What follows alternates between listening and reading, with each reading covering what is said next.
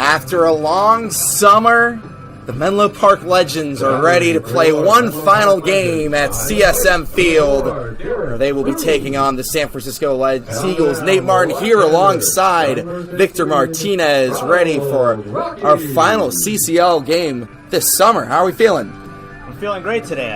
Obviously last time seeing the Legends, it's been a great summer, watching them all summer long, and obviously the season hasn't necessarily gone the way they had hoped, but looking to get a win here, snap this long losing streak.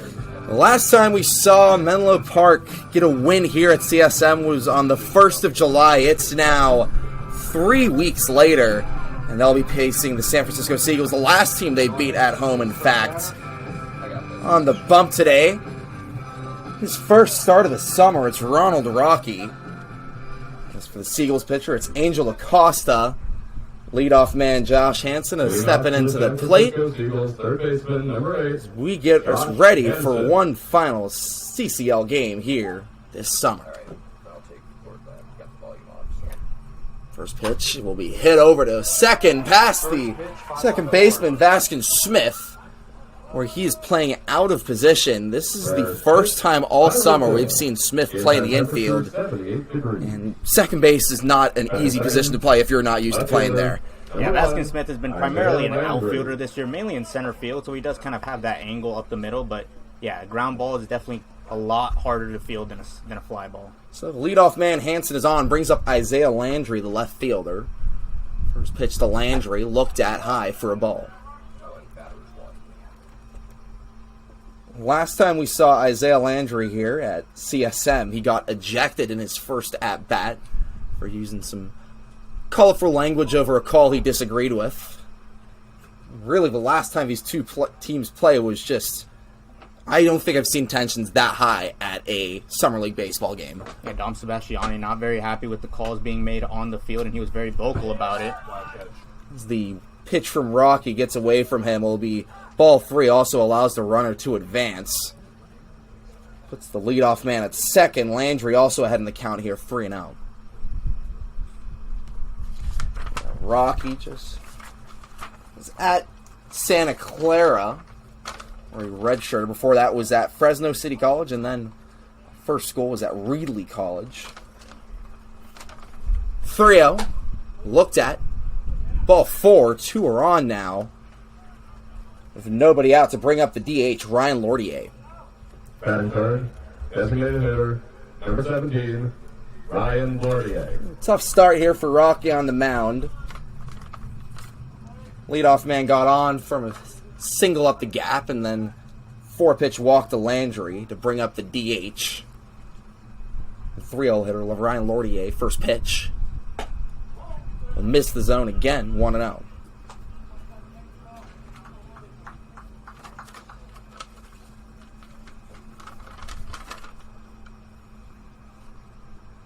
Rocky joined the team later in the summer as he finds his own there to even the count up at 1-1.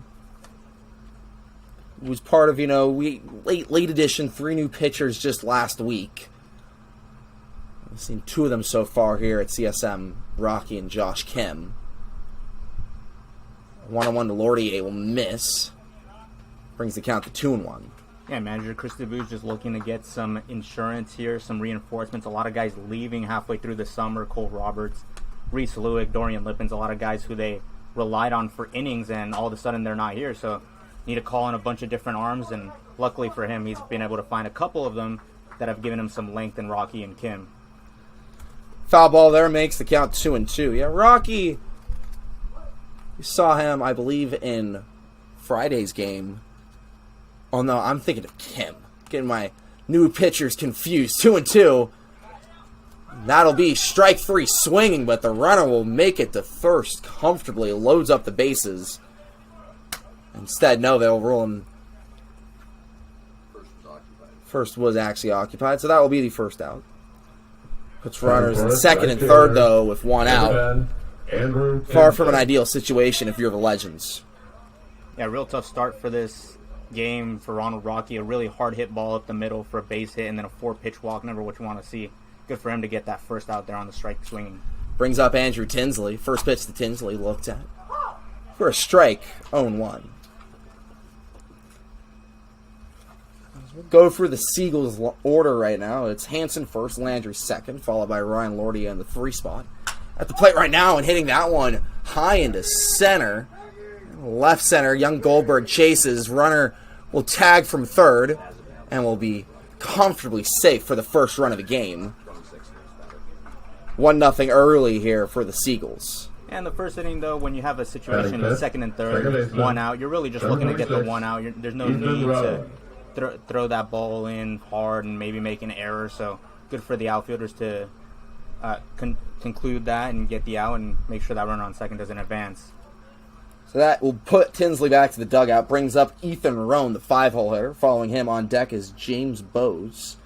And closing things out 7, 8, and 9, it's Joshua Algren, Shane Stanley, and Jacob Brewer, as that one is fouled off, 0-1.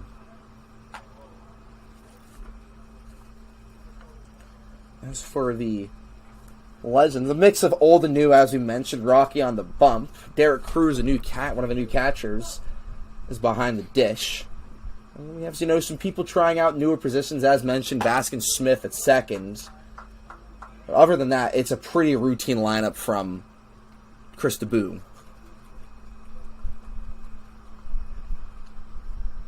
1-1 here to Roan. We'll look at that one for a ball, 2-1.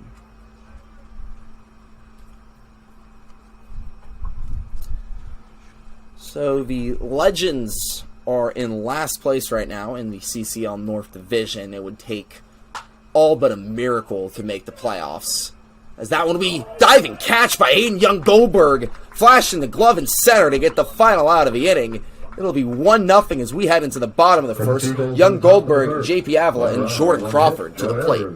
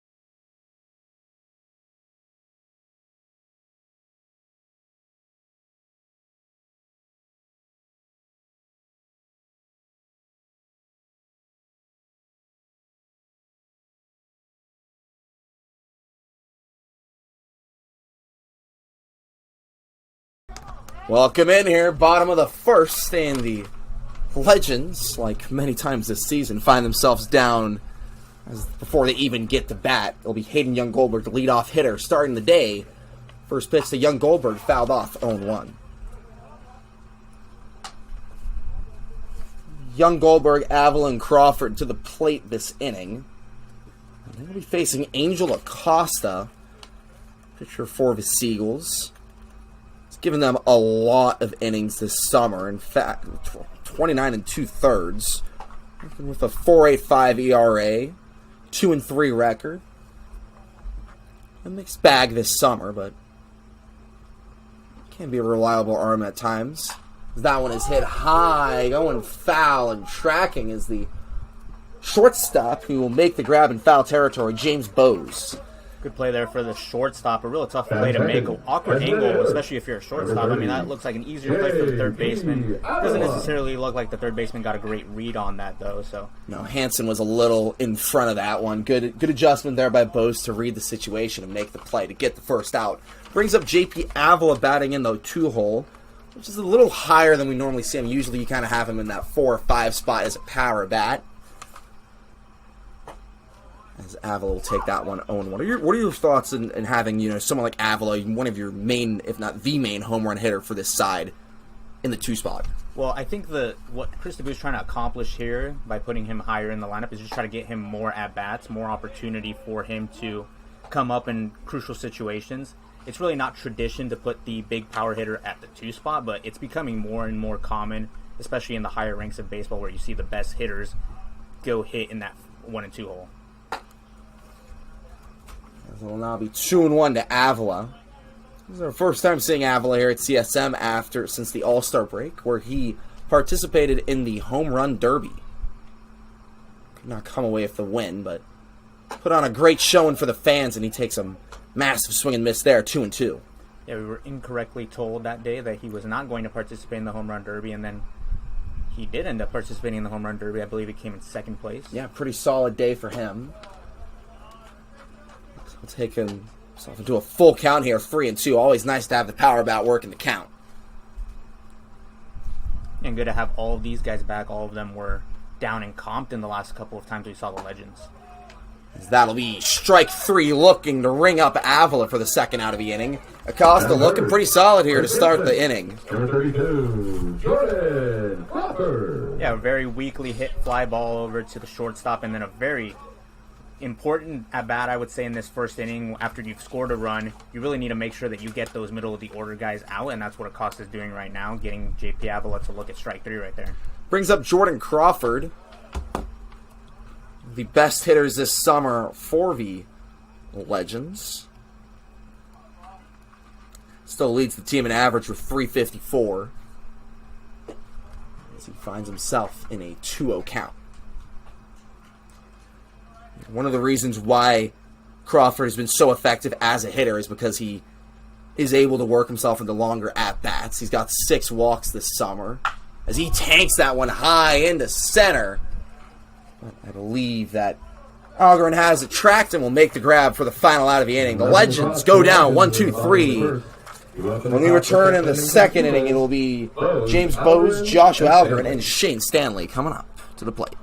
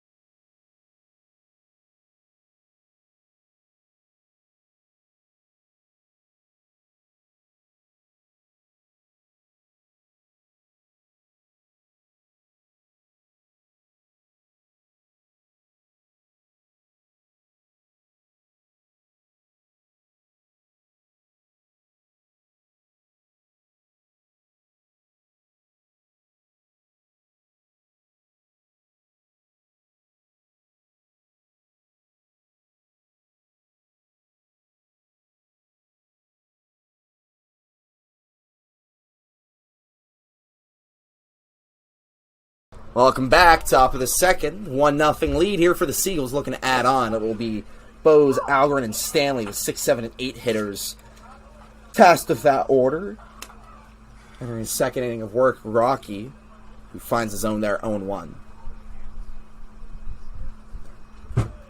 That one will go to the backstop to even it up. 1-1 just goes past Derek Cruz. Cruz, this is only his 4th or 5th game with the Legends. Played one at the beginning of the season in early June against the Fresno A's, and now it's kind of been the everyday catcher after the All-Star break, as that one is fielded by Quinn. What a play for the first out of the inning. Some nice defense to get some of these outs here by the Legends. Yeah, good play by Josh Quinn right there. Saw him taking a couple ground balls before the game. It looked like he was doing some magic out there. He was kind of juggling the ball and still making plays. So another good play by Josh Quinn. We've seen it all summer. That'll be a quick out one. Nice to get for Rocky, who had a tough first inning. Now settling into the game here with that quick out one. Brings up Joshua Algarin. Swings and misses at that one. 0-1. Nice to see as the pitcher. Yeah, good break. The first time he's thrown the breaking ball all day and he gets a big swing and miss, that's probably a huge vote of confidence if you're a pitcher on the mound right there. Probably going to throw it again in this at-bat. Yeah, Rocky got a pretty solid breaking ball on him. Also has a fastball in the mid to high 80s, around 86, 87. And that one, I think Algarin was ready for that one to hit him. Instead, the breaking ball finds his own 0-2. Yeah, front door is a slider right there. Great pitch, great location to get the hitter to look at that one right there for a strike. 0-2 to Rocky. To Algarin, Rocky on the mound, and that one will get away from him, 1-2.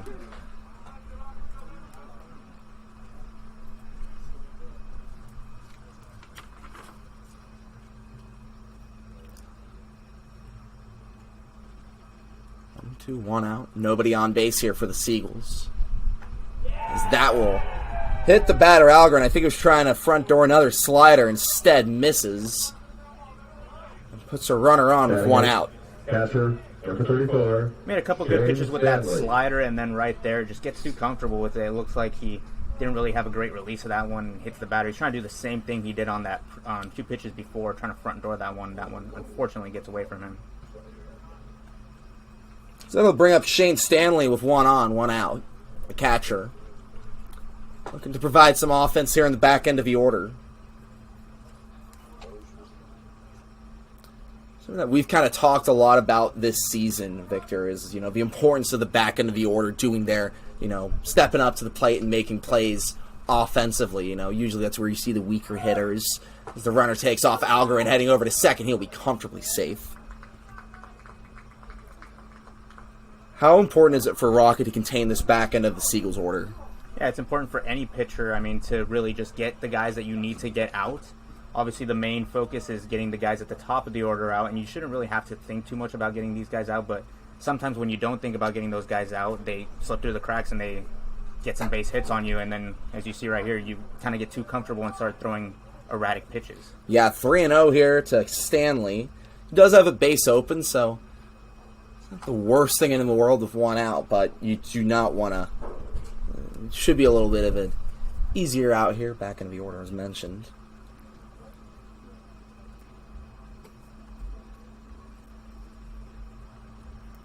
Stanley this summer hitting 157.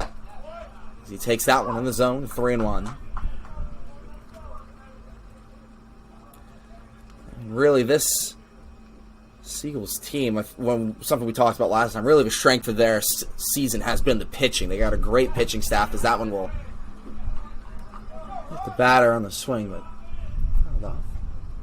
3-2, full count here.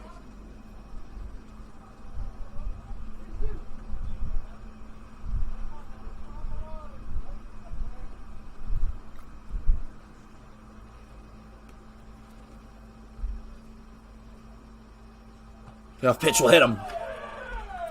It's two hit batters this inning. What you want to see if you're Rocky, who got a good first out. Yeah, tough for Ronald Rocky. You get 2 guys to 2 strikes, and it just doesn't look like he has the put-away pitch right now to get those guys out so far. Yeah, definitely. I feel like that slider was looking good, as you mentioned. Got too comfortable with it. Could be something that he could want to go back to there, because that was having some success against Joshua Algarin. As a pitcher, sometimes when you hit a batter, you just get scared of throwing that pitch again. It's really psychologically tough to hit a batter and then go back to the same exact pitch, which is why hitters just sit on fastball after you hit somebody with a slider. Runners take off, going over to third, and we'll get over the head of the third baseman, Walsh. One run will score. Advances to third. It'll be runners at the corners, 2-0 here in the top of the second. Yeah, real tough for Rocky there. Real tough for Cruz. Tried to get over to Walsh, the third baseman, but just got away from him.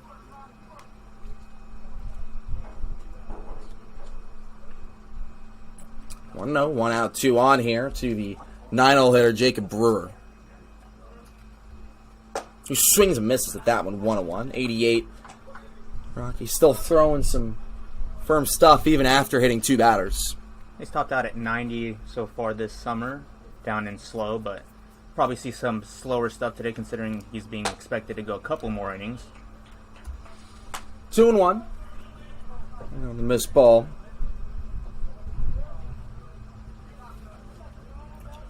Brewer at the plate right now, working with a 184 average, but a 326 OBP, guy that can get on base for you. I think he'll take that one for a ball. Job holding up on that pitch. Could have easily tempted him. A breaking ball coming on the inside part of the plate, but just a little high. Not where you want it as a power bat. 3-1. And that'll be bore forward to load up the bases. Tough inning here for Rocky to bring up the top of the order, Josh Hansen. Right. Josh Hansen. It's Marcelo Saldana comes out of the dugout to chat with his pitcher. What do you think he's saying to him right now? I think he's just trying to calm him down a little bit. It looks like he's a little bit erratic out there. Isn't really finding consistent release of all of his pitches. Kind of going all over the place. Looks like he's spraying some to the arm side and some to the glove side. So just really trying to calm him down and, get him back in the strike zone. I'm going to be surprised if we, with bases loaded, 1 out, like you might just be looking to get some weakly hit balls into the outfield, into the infield, maybe try and force a double play. Obviously, the double play is the goal here in this situation. Let's see how Rocky comes back, and his first batter faced Hansen. Last time he faced Hansen, gave up a leadoff hit. Yeah, it was a leadoff hit, but you got to remember that he did hit it on the ground, and if you're Ronald Rocky, that's all you're thinking about right now, getting the ball on the ground and rolling up that double play. Pitch to Hansen. Inside for a ball, 1-0. Hansen this summer leads the second, on the Seagulls in at-bats with 80. 275 average, 410 OBP. Exactly what you're looking for from your leadoff man. Also, stolen a couple bags. 4. So it's 2-0 to him. Which comes hit weakly. We fouled off, 2-1.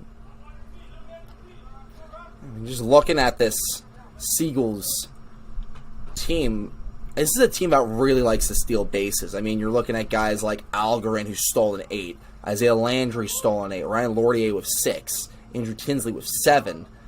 A lot of guys on this team with speed.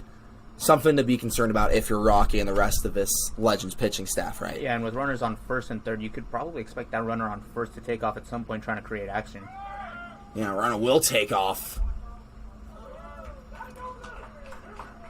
Ooh, slides in, safe at second. Puts 2 in scoring position here. 3-1.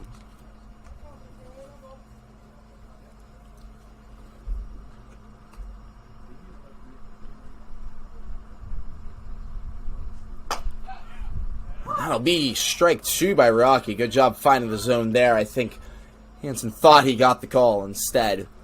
Loads up the count. 3-2, 1 out. A batter that you must get out here if you're Rocky. Yeah, you don't want to allow the middle of the order to come up with 2 runners in scoring position. Payoff pitch.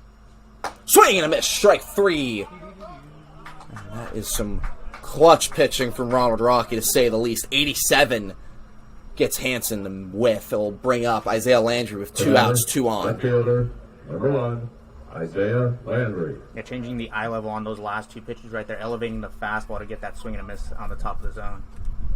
So bring up Landry, was the first out of the game. See, no got on the walk, actually, because they put the first 2 guys on.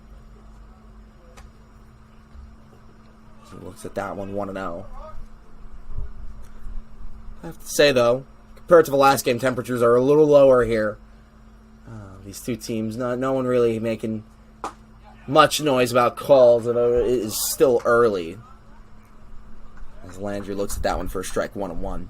Yeah, tempers haven't flared just yet, but these are 2 managers who are known to complain about the strike zone a lot, so you can expect them to flare at some point.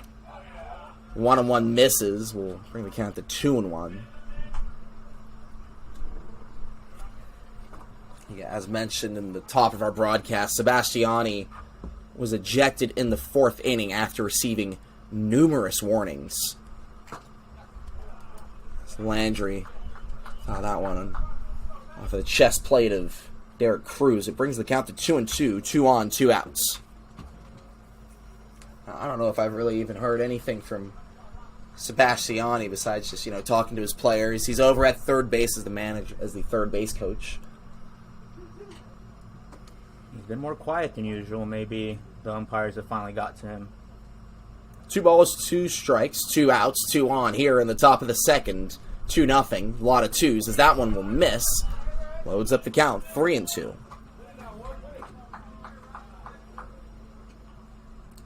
We've seen Rocky in a full count situation a few times this inning.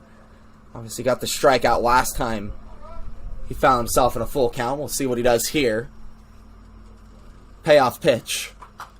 Popped up, foul. We'll do it again.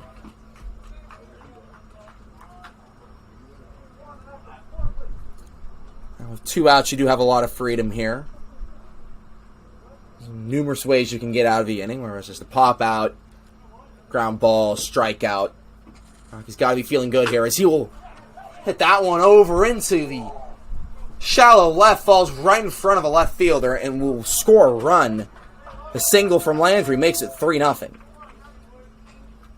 Good swing there by Isaiah Landry to pull that ball on the outer part of the plate into left field. Looked like Ronald Rocky was trying to go outside with that pitch after going inside with the previous pitch, and it just kind of leaks over the plate, and Landry's able to hit it into left field. 3-0 here in the top of the second. 90 miles an hour off of the bat of Landry. Well hit ball. And not an easy ball to get to right there if you're the righty. Brings up Lourdier with 2 on, 2 outs. And Landry will take off. He has speed. That one hit past the first baseman. A little hit and run situation there. Landry makes it easily from first to third. That is some great base running by the left fielder. Also scores a run. It is 4-0 here for the Seagulls. 2 runs scoring with 2 outs. Andrew Hensley. Good hitting there by Ryan Lourdier. A pitch that looks like it comes in on him a little bit, and he's able to fight it off into right field on the... I wouldn't necessarily call it a hit and run, but the runner was off on the pitch, and he's able to get to third pretty easily. So we'll bring up the 4-hole hitter, Andrew Tinsley. Tinsley, tie for the lead. The Seagulls lineup with home runs. He's hit 2 this summer. That is good for... It's tied for the most along with Barber, the infielder. 1-0, ripped down left field line. That will stay fair. 1 run comes across the plate. Sebastiani's waving him home. We'll have it play at the plate here. Throw will be in time for the final out of the inning. 1 run will score, but crucially, the Legends get out of that inning with no more damage done. It'll be 5-0 in favor of the Seagulls as we head into the bottom of the second. Bilter, Musey, and Smith to the plate.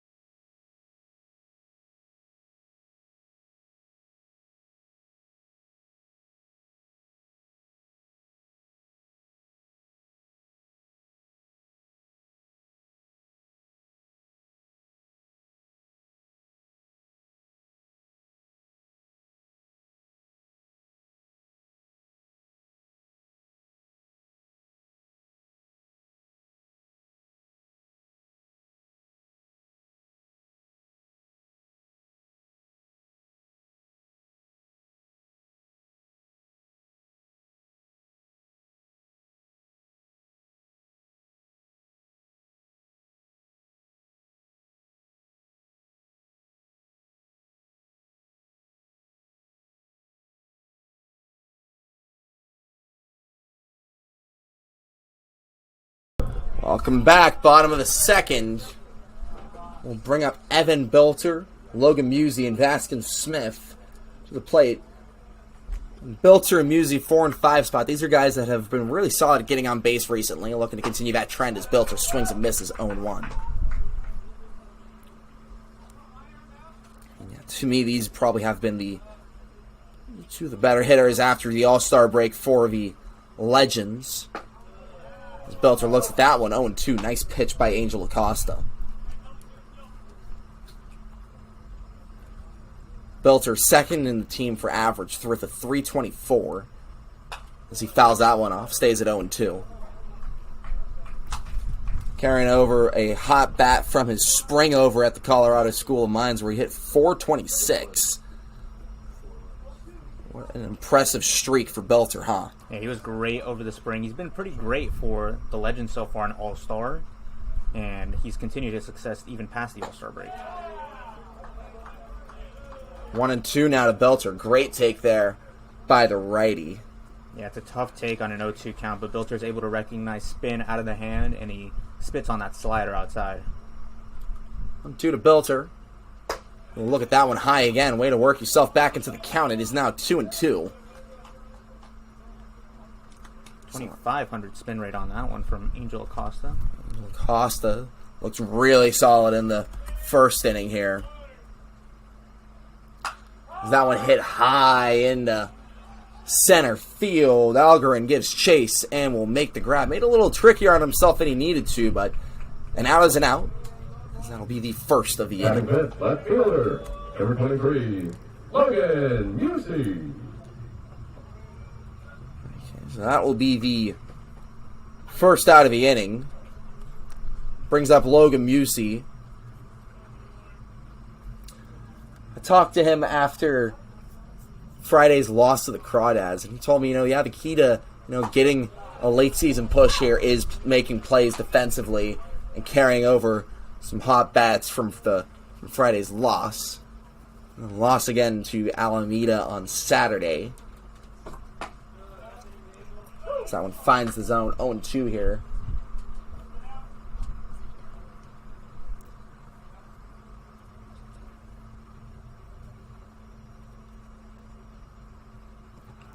Musey spits on that one low, but 1-2.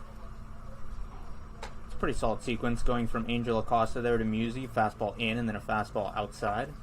Trying to go to the breaking ball in the dirt, trying to get him to chase right there. Doesn't bite Logan Musey. Yeah, Musey got a good OBP. Can draw a walk when needed. A 387 OBP. As he looks at that one for a ball, 2-2. A 281 average as well. Hits that one over the third. The play will be made for the second out of the inning. Josh Hansen there with the defense. We'll bring up Vaskin Smith with 2 outs, nobody on. Second baseman, number 18, Vaskin Smith. Tough adjustment there for Logan Musey after 2 breaking balls in the dirt. He sees an 86-mile-an-hour fastball, 12 miles an hour firmer than the breaking balls he previously saw. Really tough to catch your bat up to that one. Brings up Vaskin Smith, who looks at that one in the zone, 0-1. I will say it's very impressive to see both Angel Acosta. I think Ronald Rocky was doing it a little bit in that last inning, but Angel Acosta confidently pitching inside to these hitters, not really scared of hitting them and consistently getting those strikes on the inner part. Goes to it right there again. Smith hits that one over to second, but the play will be made for the final out of the inning. Legends go down again, 1, 2, 3. 2 up in the third for the Seagulls. Bring up Roan, Bose, and Algarin here for San Francisco.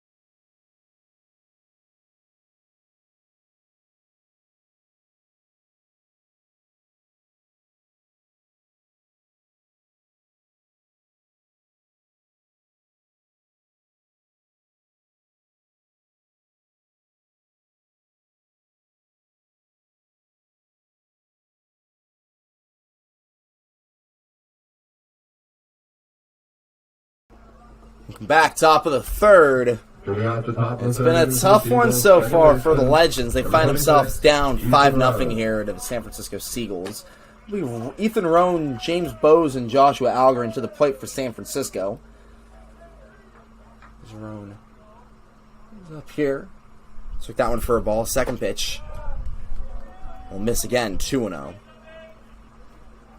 What's your goal here if you're Ronald Rocky after that tough second inning?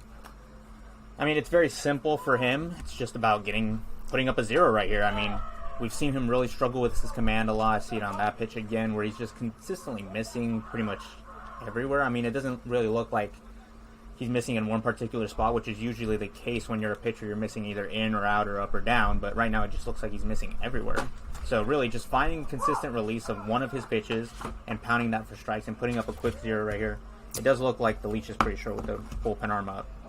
Yeah, that pitch right there finds his own 3-1 here to Ethan Rohn. Ooh, hit that one weakly, foul, 3-2. As for the Seagulls, I mean, you just want to keep these hot bats going. Obviously, put up 4 runs in the last inning. Only Rohn and Bowes, who will be up this inning, didn't get to hit last time, so you just can continue that streak going. You should be able to get this game behind pretty early if you're San Francisco, who are trying to make a late season push for that playoff spot. Although, right now, the top 3 advance, and it's looking pretty clearly to be Walnut Creek, San Luis Obispo, and Sonoma. And really, Walnut Creek running away at first place. So really, the only battle you're seeing is between the Slow Blues and the Stompers. Yeah, all 3 teams have put together really nice seasons, and I mean, we've seen why. Every time we've seen them, it just looks like they play clean defense. They're able to pitch well. They're able to hit in timely situations, and it's really a pretty clean recipe for all of them to get some wins up on the standings. Really, that's all stuff that the Legends struggled with. I feel like they got away with some of that stuff a bit earlier in the summer. As the season goes on, as the other teams we're playing start to become a little bit more fresh, a little more warmed up.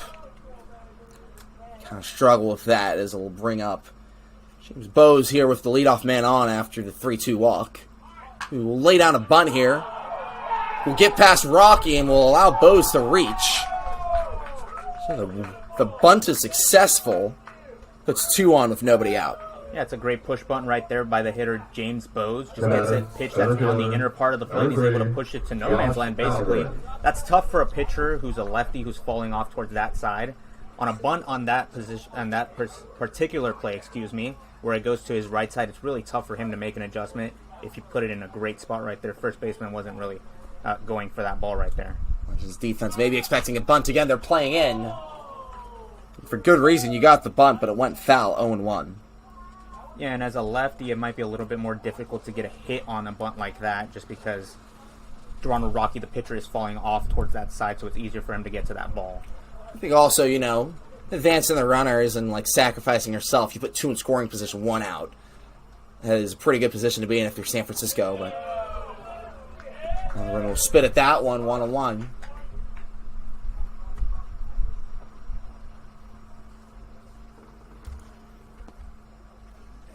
We're at the plate right now. Got out last time.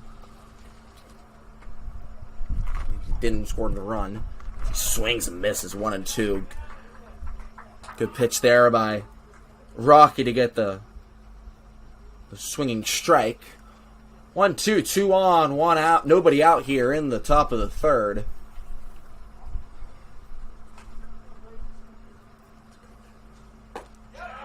Now we'll find the zone for strike 3 to ring him up. Looking.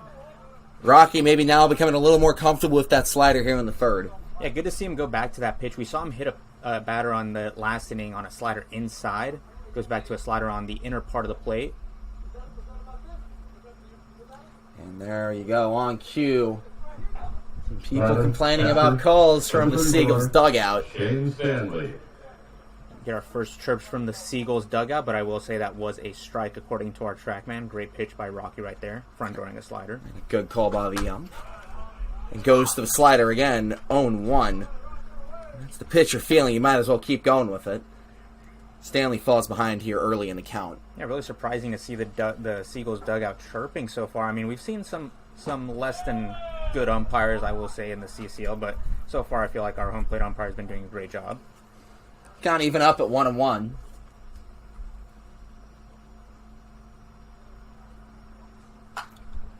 Fouled off 1-2. Rocky getting in a two-strike situation, exactly what you need to be doing in the pitcher in this situation. Yeah, not phased so far. I mean, we've seen him in a couple of uncomfortable situations early in this game, but so far in this third inning, I mean, you see the two runners on base and gets a strikeout on the first guy, gets the two strikes on the second guy.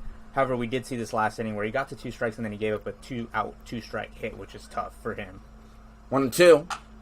Hit weakly up the middle, going to third for the first out, and the throw was high, was unable to go for the double play. So you get the lead runner out. Fielder's choice brings it to 2 outs, 2 on here. Crucially, nobody at third. First baseman, number 29. So that'll bring up the 9-hole hitter, Jacob Brewer. Great decision by Ronald Rocky right there. I mean, his body's taking him that way, so he gets the easy out and doesn't allow anybody to move up a base. Always important, especially with 2 outs. And also just, a tough play to turn 2 on when you're going to third. So maybe not the end of the world that the throw is bad. Brings up Brewer, who swings and misses at that one, 0-1.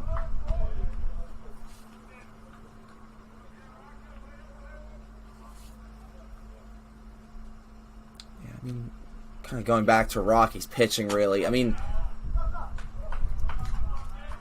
you'd think, after giving up a lot of runs in that last inning, he'd pitch a little less aggressive. No, he's still hammering the zone, getting swings and misses, getting guys to look as he looks over at the runner at second there.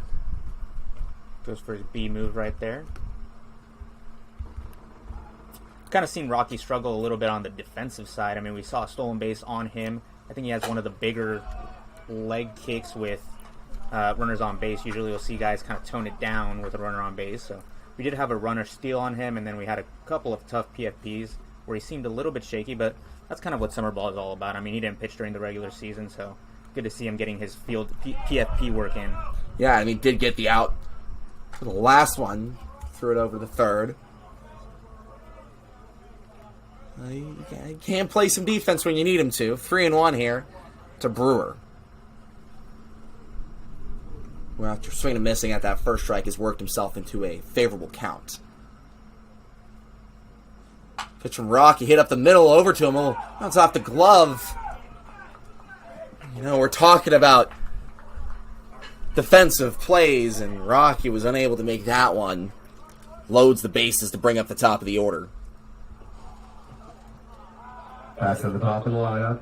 Third baseman, number 8, Josh Hansen. And that will be ruled as an E1 there on Rocky. The Seagulls lineup wanted that to be ruled a hit, but I mean, it didn't even really register on our TrackMan. It was not a very hard hit ball by Jacob Brewer.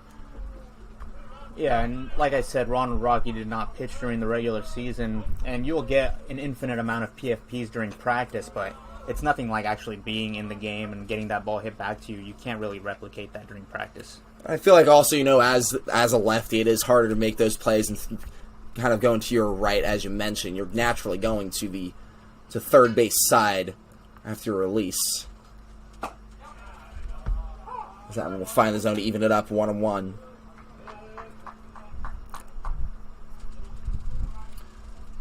Bases loaded again for Rocky. Crucial to get out of this inning with no damage done. 1-1. As that one will hit over to third, Walsh will get the force out at third for the final out of the inning. No damage done there, although you got into a bases-loaded situation. Seagulls might be much to themselves for not scoring any runs there. When we return, 7, 8, 9, Cruz, Walsh, and Quinn up from Menlo Park.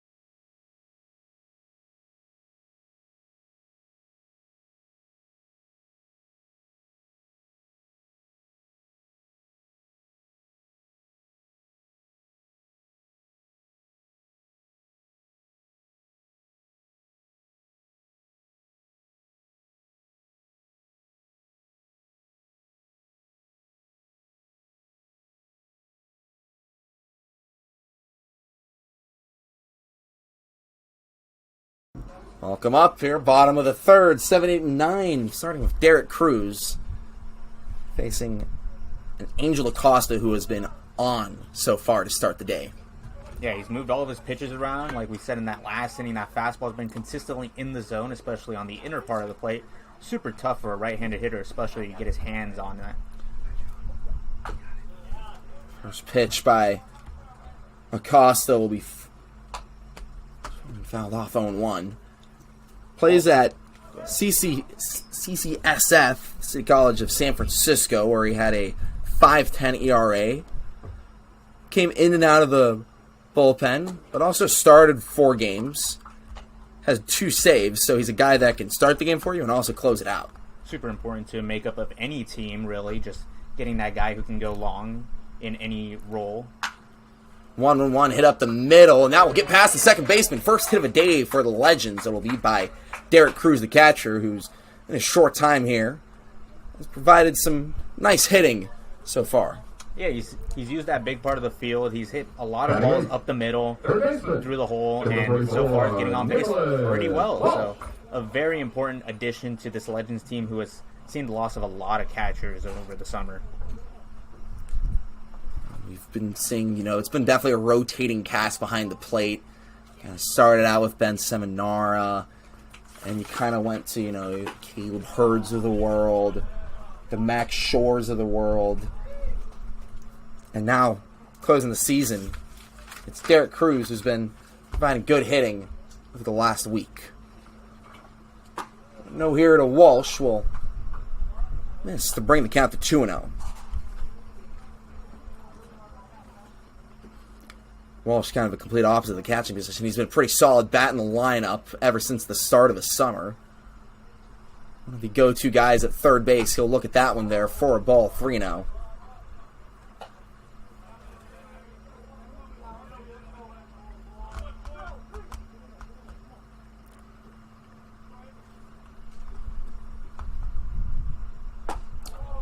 And 3-0 will miss. We'll find the zone, 3-1. Walsh was never going to be swinging at that one. And he swings at that one, though, and he'll fouled off to bring the count to 3-2. Full count here if we run around first. Maybe the back end of the order will be the one to get the bats going here for Menlo Park. Yeah, super important to any back end of the order for any team is really just getting on base and moving the baton over to the top of the lineup. 3-2. Looked at for a ball. 2 on, nobody out here for Josh Quinn. Batting 9, shortstop, number 7, Josh Quinn. Exactly what you need to do, as you said, with Josh Quinn, the 9-hole hitter, at the plate. Hayden Young-Goldberg in the on-deck circle. Maybe a moment to start getting some offense going here if you're Menlo Park. Yeah, and Josh Quinn has been a great bat for the Legends literally all summer. I mean, we've seen a lot of rotating guys, but Josh Quinn has been here all summer and has put together a pretty nice season so far. I remember one of the first few games that I watched was out in Fresno, and Josh Quinn hit an absolute moonshot in what is a minor league stadium, so a pro stadium, and he cleared the wall by probably 40 feet. So there's definitely a lot of pop in that bat, even for a 9-hole hitter. Yeah, as you mentioned, guy who's been here since the start. He leads the team with 86 at-bats. Would you like to take a guess at what the next closest number is? Well, I'm currently trying to think who even would be second place. I would assume it's probably a Hayden Young-Goldberger and Evan Bilter. Yep, both of them are tied. Rowan Felsch or something. Yeah. But I would assume since they both probably have taken a couple games off, it's somewhere in the 60s. Yep, 68. There's some baseball math for you. Critical thinking skills coming in clutch. And Josh Quinn, though, 86. I mean, he's been playing a lot of short this summer, and he's had a lot of nice defensive plays as well. An important position to get good defense out of. You're doing a lot of work over there in the middle of the infield. And when you play a shortstop or a center field, I mean, if you can play defense, the coach will find a way to get you in the lineup regardless of how good or bad your hitting is. And Josh Quinn has been a very solid offensive contributor for the Legends so far all summer. Yeah, he's already made one nice play over there at short so far today. Now looking to get the offense going. Showing the bunt here. 1-1. We'll looked at for a ball. 2-1 now. And, you know, we mentioned good defense in the middle of part of the field. Of course, Josh Quinn made a nice defensive play, but so far, the play of the game has been Hayden Young-Goldberg's diving grab in the top of the first to end the inning. He's on deck right now. As Quinn looks to get on base, and that will hit him in the head. And a Cavalier runs out immediately, along with Chris DeBoo and Marcelo Saldana. Everyone checking in on the shortstop, who's been the definition of consistent play. He's going to get looked at. We will be back in a moment's time.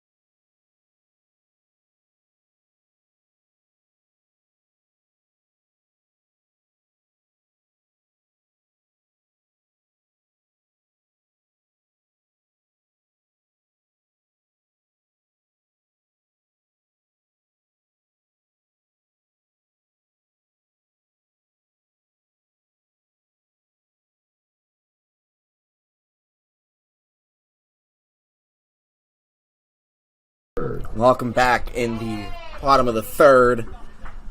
Josh Quinn's day is done after getting hit in the face by a pitch. He will be eligible to return. It's just concussion protocol pulling him out of the game right now. Ryson Ujimori checks in as the pinch runner. So we bases loaded here to Hayden Young-Goldberg. Back into the order doing their work now. Can the top end score some runs? First pitch to Young-Goldberg. Looked at for a ball. 1-0. Costa, after looking really solid to start the day, has let 3 straight guys on. One with a hit, one with a hit by pitch, and one with a walk as Young-Goldberg fouls that one off 1-1. And now going second time through the order, the Legends bats have to be feeling good right now.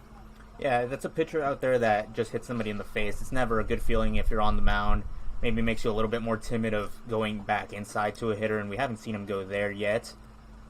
1-1 down the middle, fouled off 1-2. So that kind of eliminates that part of the plate if you're a hitter. If I'm coming up after that happens, then I'm kind of looking outer third of the plate, middle of the plate. I'm kind of essentially eliminating the inside part of the plate because he's probably not going to go back to it. Yeah, that one was on middle outside part of the plate. 1-2 here to Young-Goldberg. Will miss the zone. 2-2. Good take there by the center fielder. Young-Goldberg, the Santa Clara commit. He's been the main leadoff guy this summer for Chris DeBoo's squad, and for good reason. He's a guy that can get on base. 424 OBP. And we'll look at that one. To load, to score a run. Only 5-1 here with nobody out. Bases still loaded. As Dom Sebastiani Number 30, Jay. leaves the dugout, he'll be checking in on Angel Acosta. We'll be back shortly.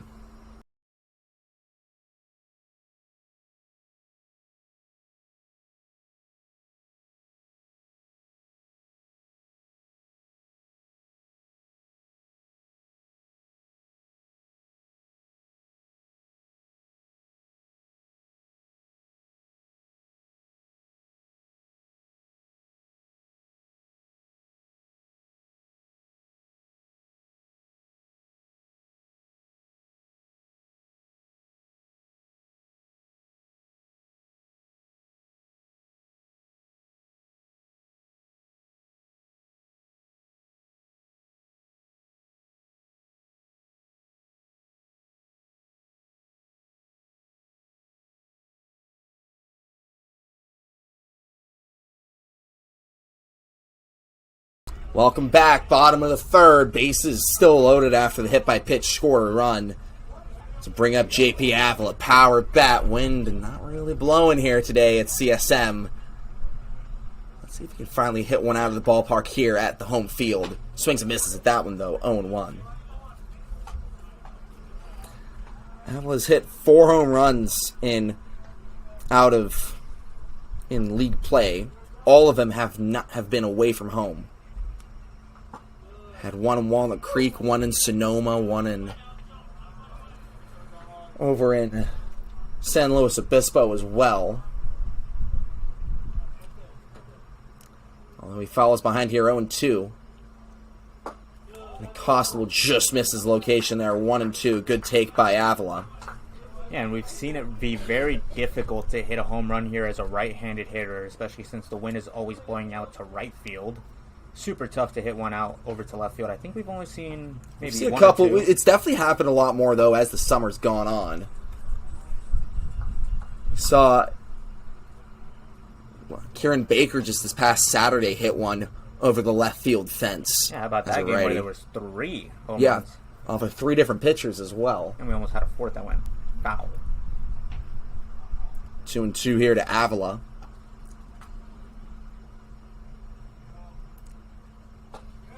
We'll take that one for strike 3 looking. Delayed call by the home plate ump. It was just a little low on the track, man. First out of the inning, a crucial one at that for Acosta. Jordan Crawford. Although, if anything, it's getting more difficult here with Jordan Crawford coming to the plate. Yeah, Jordan Crawford has been the clutch hitter for the Legends this summer. Every single time there's been runners on scoring position, it seems like he's come through with clutch RBIs. First pitch to Crawford.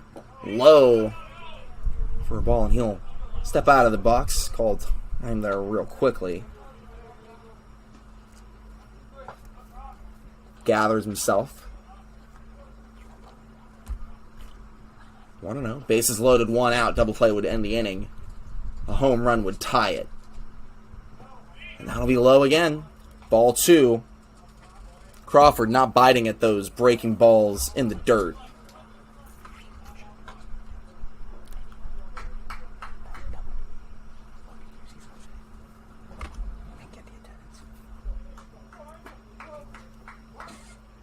So no to Crawford. He was unable to reach last time around. I'm looking to do something a lot different than that. 3-0, good take there. Acosta kind of pitching around the star first baseman. And maybe an unintentional Bonds treatment here for Jordan Crawford. The 3-0 will miss. Ball 4 will score another run. The Legends only have 1 hit this inning, but have scored 2 runs and still have bases loaded, 1 out. Yeah, great work by the Legends, taking their hit by pitches, taking their walks, being very patient at the plate, getting a couple runs across. Just when you're not hitting as a team, it's really difficult to scratch runs across, and so far they've done it via the hit by pitch and the walk. Brings up Evan Belcher here with bases loaded. The guy that has shown clutch hitting all season, he will look at that one for a ball, 1-0.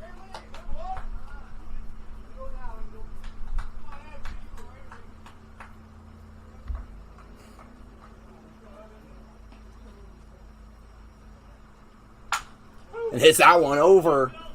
And will be unable to be fielded by the shortstop. Run comes across the plate. That'll be ruled as an error to score a run.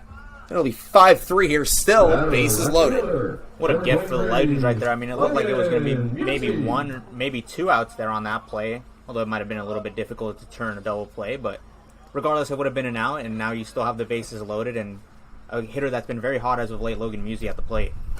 James Bowes credited with the error there.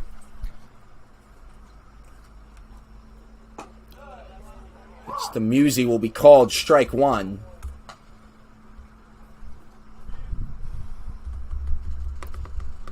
Costa, crucial for him to get ahead in the count in this situation.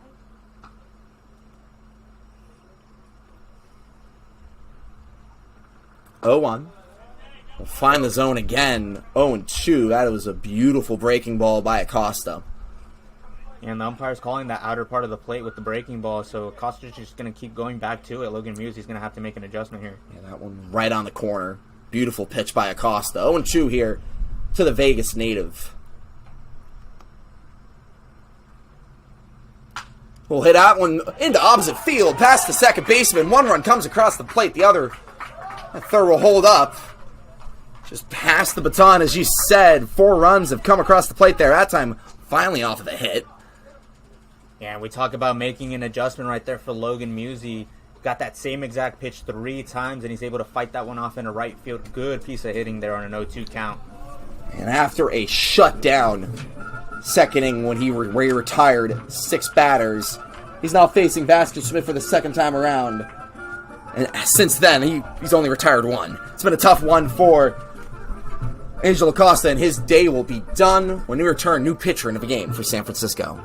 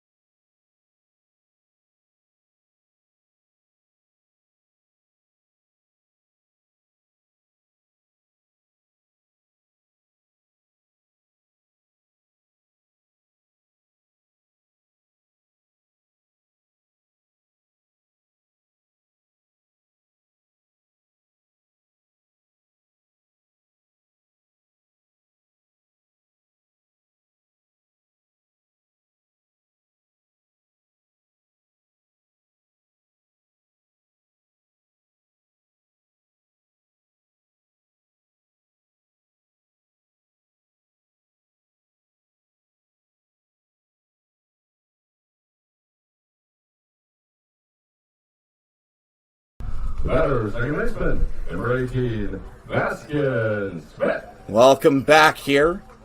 New pitcher into the game is Wilbur Barrios.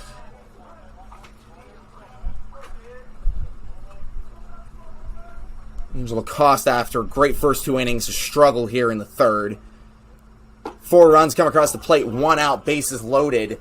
Vasquez Smith tasked with doing more here. I'll take that one for a ball, 1-0.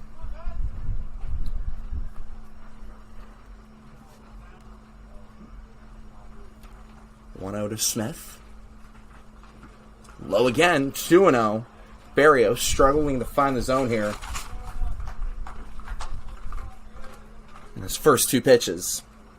And he might make an enemy out of his pitching coach if he comes in with the bases loaded and walks the first guy he sees. 2-0 to Smith. A power bat, maybe someone they're trying to pitch around, although bases loaded tight with a run game. You do not want to walk Smith. Instead, Barrios falling behind. 3-0 here. Smith, with all the freedom in the world, he'll be taking this pitch probably, and maybe even the next one as well.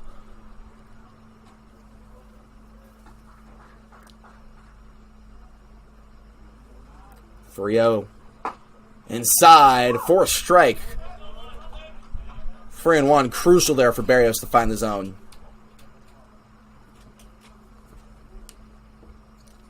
He's really been attacking that inside part of the plate, not afraid to go to it. 3-1 here to Smith. Same spot, fouled off. 3-2. Way to fight back in the count from Barrios.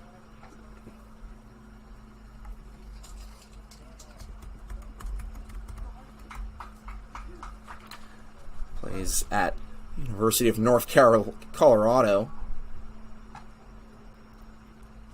Not the UNC you usually think of. Full count here to Smith. Fouled off. We'll do it again. That just got Angel Acosta's line.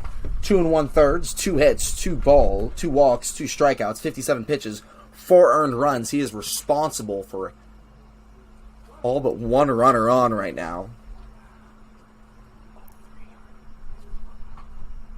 3-2 here to Smith. Hit hard foul. We'll do it again. A walk here would tie the game. Double play could end it as well, though. It's been tense at bat here when Barrios' first hitter faced.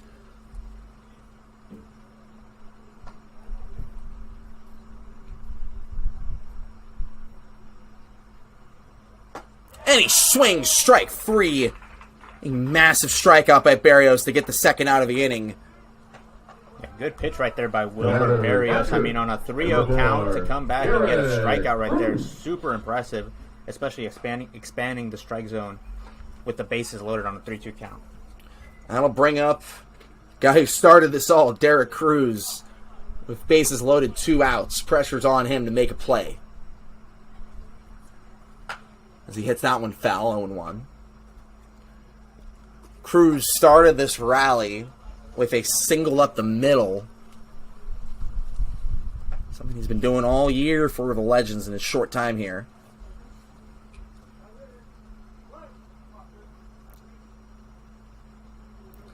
Fresno City College man.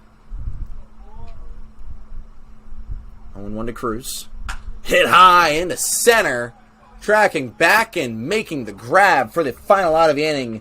Algarin gets a massive third out. It will be 5-4 as we enter the top of the 4th. Legends lineup coming alive there, but still behind as we enter the top of the 4th.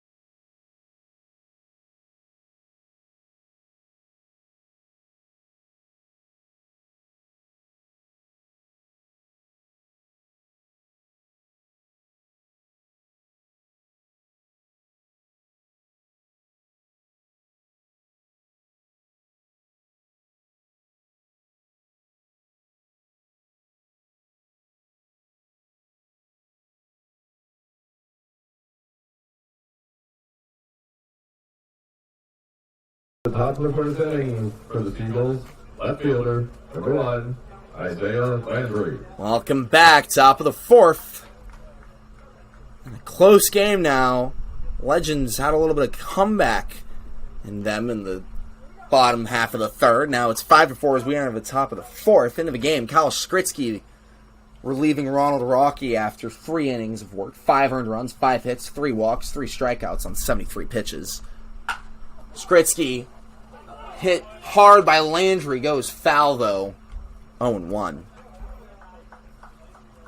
Skritsky, another one of those new arms for the Legends. San Jose State pitcher. Attends, as mentioned, San Jose State, went to Archbishop Mitty for high school. And he's a guy that has some firm stuff. A nice breaking ball there to find the zone, 0-2. What did you make of Rocky's start there to begin the game? Yeah, I thought it was a pretty tough one for Ronald Rocky. I mean, it looked like he was pretty in control early on, and then he kind of lost feel for the strike zone. Started hitting some guys, started giving up some hits up the middle.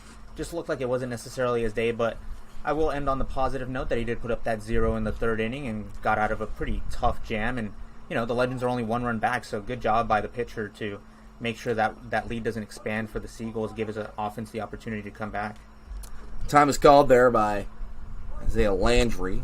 Almost hit a home run off of the first ball Skritsky pitched all afternoon. 1-2. Fouled off. Landry, a guy that you don't want to let on. He's got a lot of speed.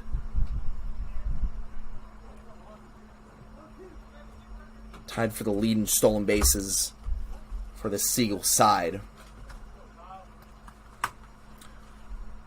1-2 to Landry. Skritsky pitches that one high for ball 2. Landry coming back at the count here. Super important to get this first out. Don't want to let Isaiah Landry get on base. We've seen him a couple of times. Looks like he has some pretty decent speed. So important for Kyle Skritsky to get this first out here. 2-2. Swing and a miss. Strike 3. Good way to start your day. Second appearances this summer for the Legends after coming in a tough game against the California Tigers. 17, Ryan Laurier. Yeah, it was a tough one for Skritsky last time out. However, you know, I still think he gave them some pretty good length. And in a game that was really not a great game to remember for the Legends, where they got blown out by a pretty good amount, it's always important to have that guy out there who can give you a couple of innings, just get outs, which is super important. A new second baseman making the play. That is Bryson Ujimori over at second. Josh Quinn is out of the game, and because of that, they shuffled around some of the infield. Vaskin Smith now playing third. Nicholas Walsh moves to the short. Ujimori at second. Andrew Tinsley. Really unfortunate to see Quinn, a guy who's given so much for this Legends side, not only this summer, but last summer as well. He's a returning player. To be taken out of the game there because of a hit by pitch. As that one misses the zone from Skritsky. He's gotten 2 outs here to start his day. Another 0 on that scoreboard would be massive. You want to bring back up the bats while they're hot. And the 1-0 will find the zone. A really nice breaking ball from the San Jose State Spartan. Yeah, we saw that breaking ball last time out against California. It was kind of 74, 75. Now 70 on that pitch. A really slow bender right there from Skritsky. 1-1 to Tinsley. Goes to that slow breaking ball again. Hit over third. Vaskin Smith struggled a bit at second, but makes the play over at third. 1-2-3 inning for the Seagulls. That's a nice change of pace if you're Menlo Park. When we return, it'll be Walsh, Ujimori, and Young Goldberg up for Menlo Park.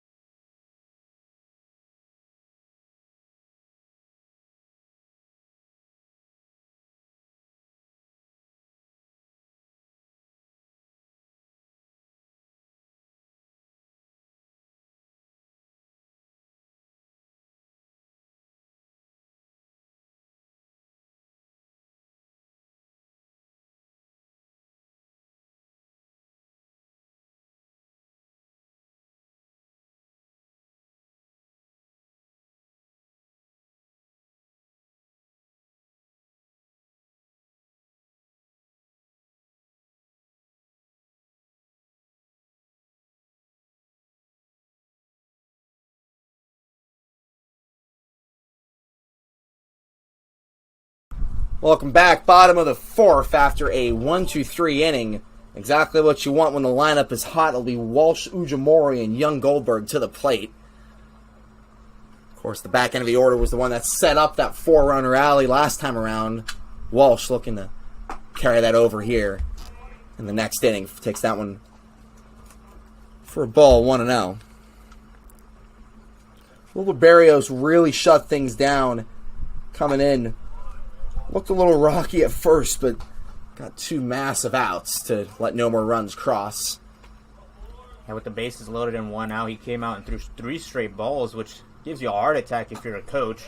But he, cooled things down, was able to get back in the strike zone, got a very crucial strikeout, which coming back from a 3-0 count, very, very impressive, and then gets a ground ball to end the inning with the bases loaded. 2-1 here to Walsh. Hit high, right over to the second baseman for the first out of the inning. That one, sometimes balls look really nice off the bat. They sound really nice off the bat, and they just go straight to the second baseman on a little floater.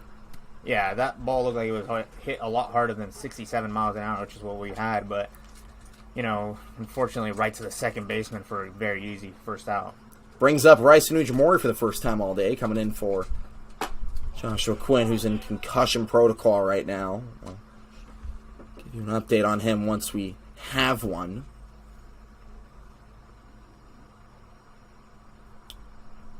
One note to Ujimori, who has some pop on that bat. Has cleared that right field fence already this season. Looking to do so again. If he does, it will tie the game 5-5.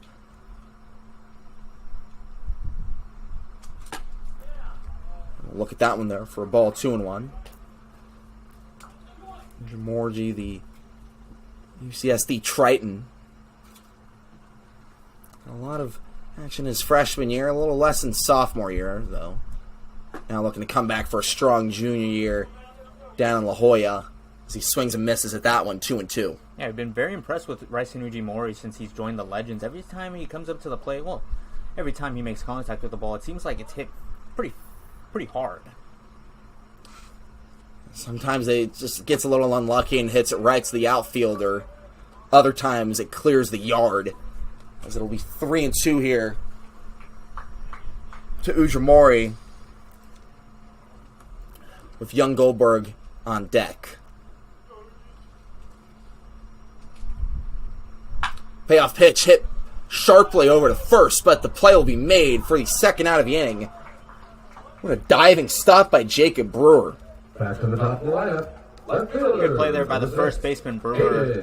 Usually we don't see first basemen who are natural athletes, so to have a first baseman over there that can both hit and play defense is very important for the San Francisco Seagulls. Gets them an out right there. Big one at that. You don't want to get the 9-0 hitter on with the top of the order coming around. Instead, it'll be 2 outs to Hayden Young Goldberg, bases empty. And the pitch will miss to bring the count to 1-0. Young Goldberg was at Monterey Peninsula College. Before that, at University of San Diego. The 1-0 will miss, 2-0.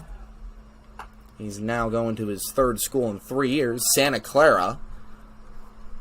For the Broncos.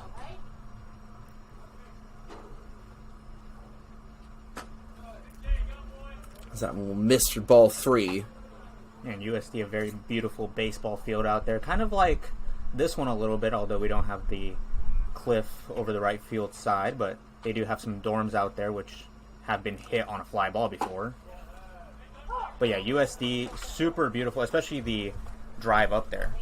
Imagine if you're just, studying for a test and then, just out of nowhere, a ball flies into your window. It would be a pretty tough way to interrupt your study session. 3-1 to Young Goldberg, hit high and drifting foul, 3-2.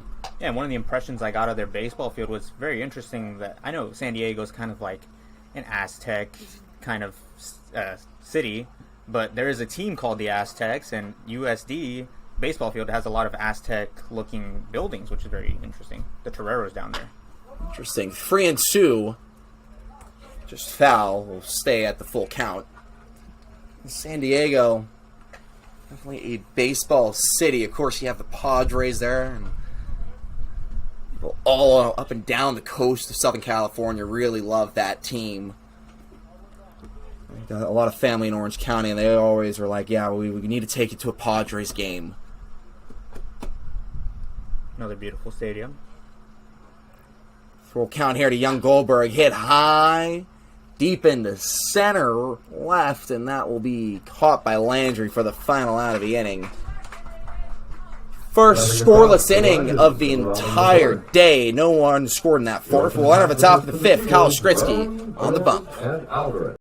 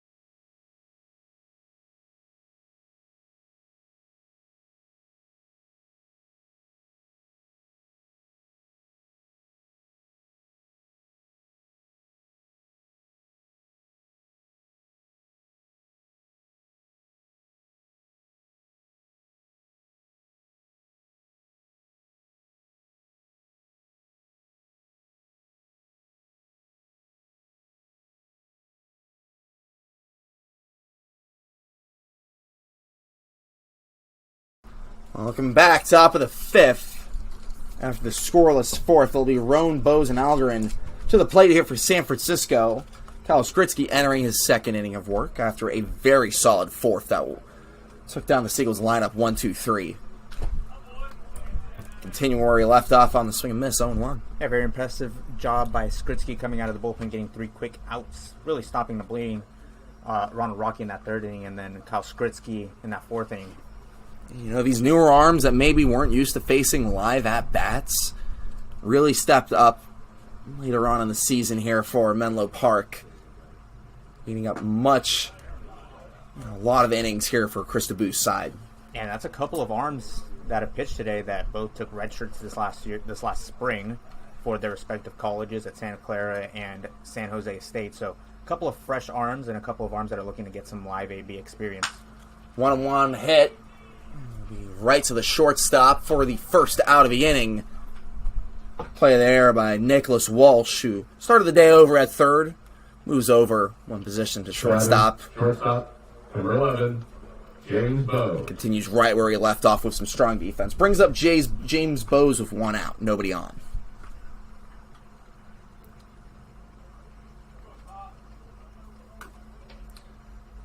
Skritsky, he had a little bit of a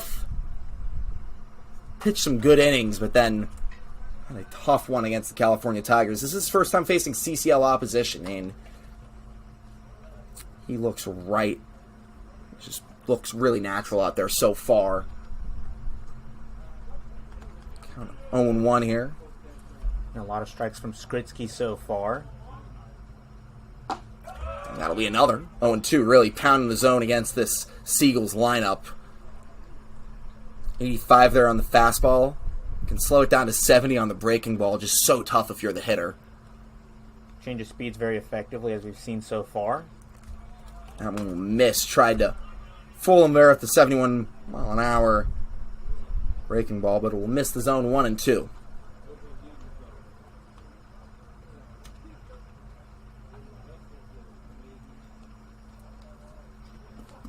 One and 2 here to Bose. So that one will be hit weakly. Will go foul, though. We'll do it again. Kind of a swinging bunt right there on that turf field. You're not going to expect to see that stay fair. I think we've only seen one bunt so far that kind of trickled up that line that stayed fair. Pretty much every other swinging bunt and bunt has essentially gone foul here so far this summer. So it'll be 1 and 2 here. Interestingly enough, both pitchers seen so far by the Seagulls are lefties.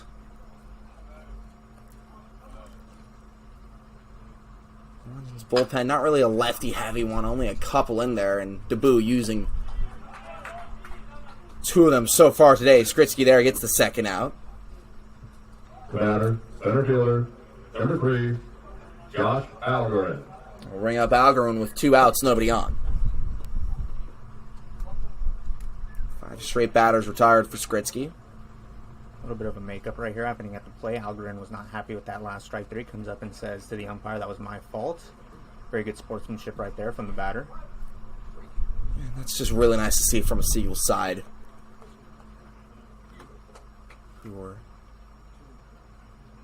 Concerns with some umpire calls last time we saw them were pretty vocal. We'll find the zone 0-1.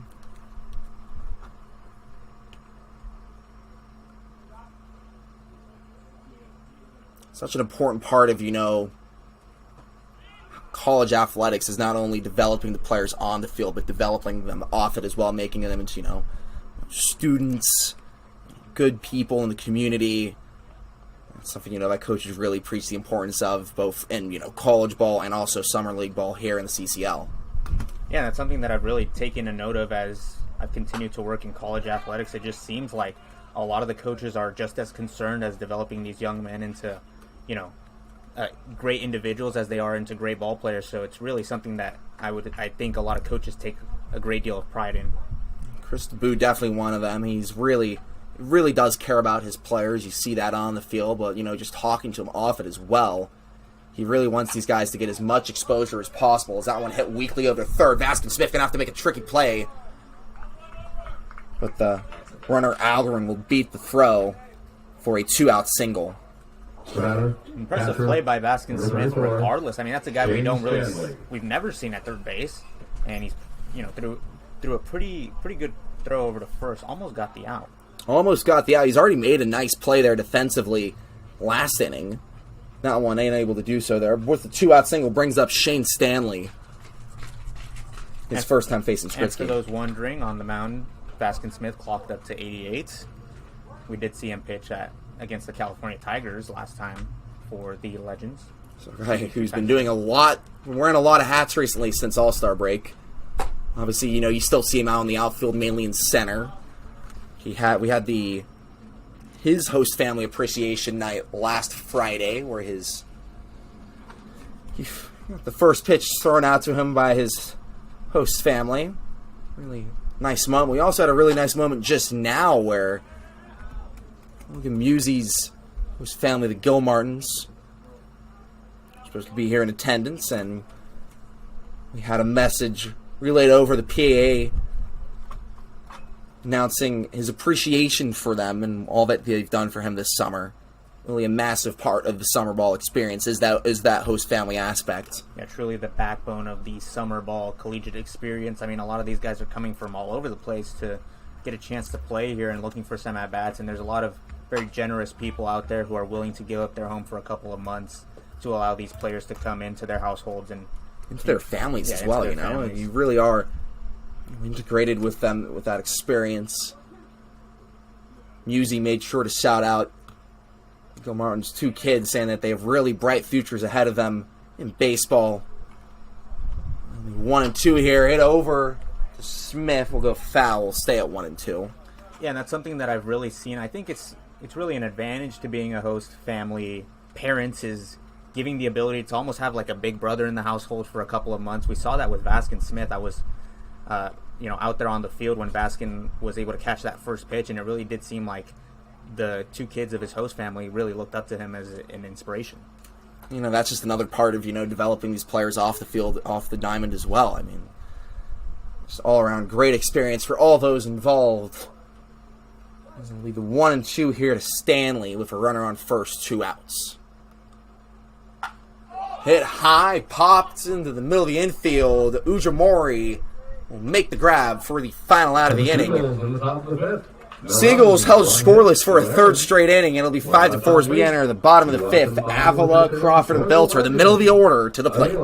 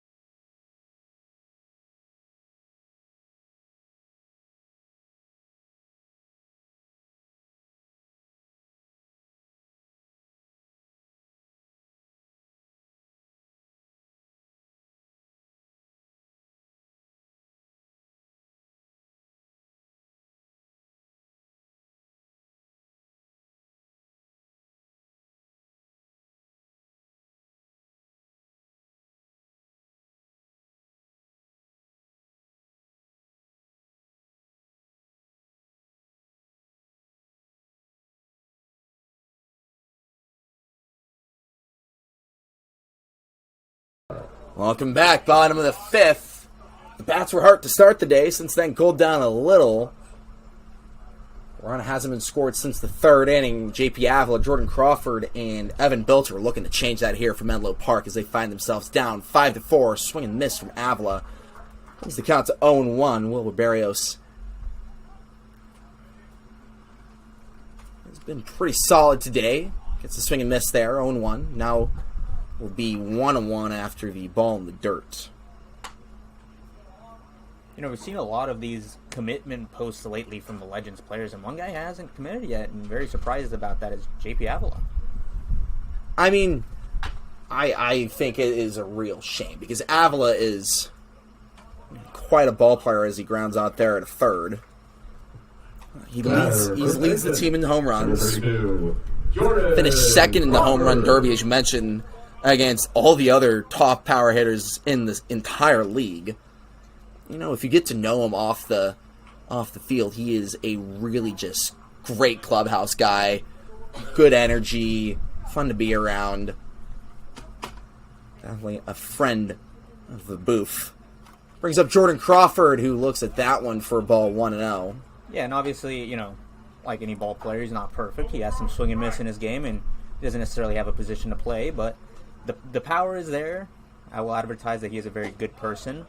I remember being down in up in San Bruno, I guess, and he walking through that park, which is where they play in a city park. He was just kind of greeting everybody at the park, kind of having a cookout, and I believe somebody actually gave him a hot dog. So that's something you always love to see. Dorian Lippens, when he was here, also got a piece of cake when we went up there. The Seagulls ballpark is definitely one to experience. It's got a little bit of polo in it. Very, very deep center field, shallow corners. It's barely even really an outfield wall. It's just kind of a fence. Yeah, and it's a fence that they install every single game, which is very, very summer ball, if you will. Super fun experience for all involved. Although I'm sure the players also just love as much playing at, very nice CSM field here, turf. That'll be a called strike one right back to us. He just... that came out of nowhere from the home plate umpire, huh? Yeah, very, very interesting call there. I mean, we've seen the umpire point towards the pitcher. We've seen him point towards the dugouts. Have not seen him point right back to the stands yet. That's a first for the summer. It's still showing that you can get something new here every day, even in one of the last games we're playing here at CSM. 0-2 to Belter with a runner on first after the 4-pitch walk to Crawford.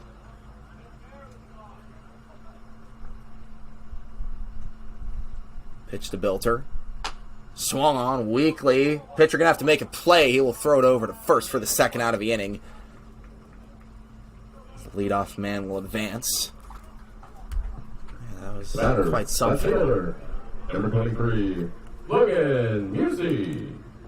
Bring up Logan Musey here. We're talking about him a bit earlier in the game about the announcement being made about his host family.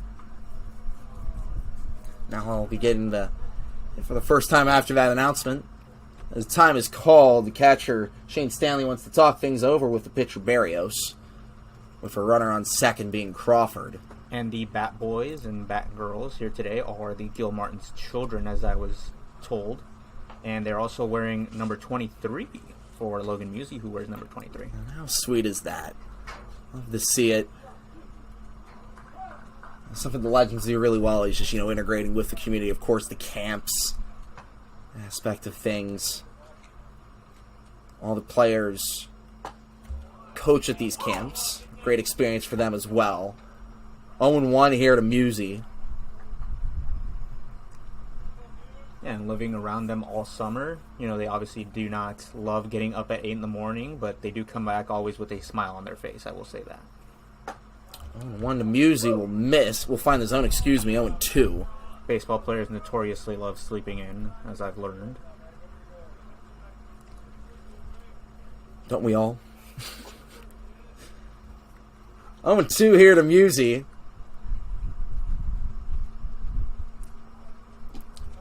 Someone looked at 1-2. Coming back in this count here, the Brown baseball player.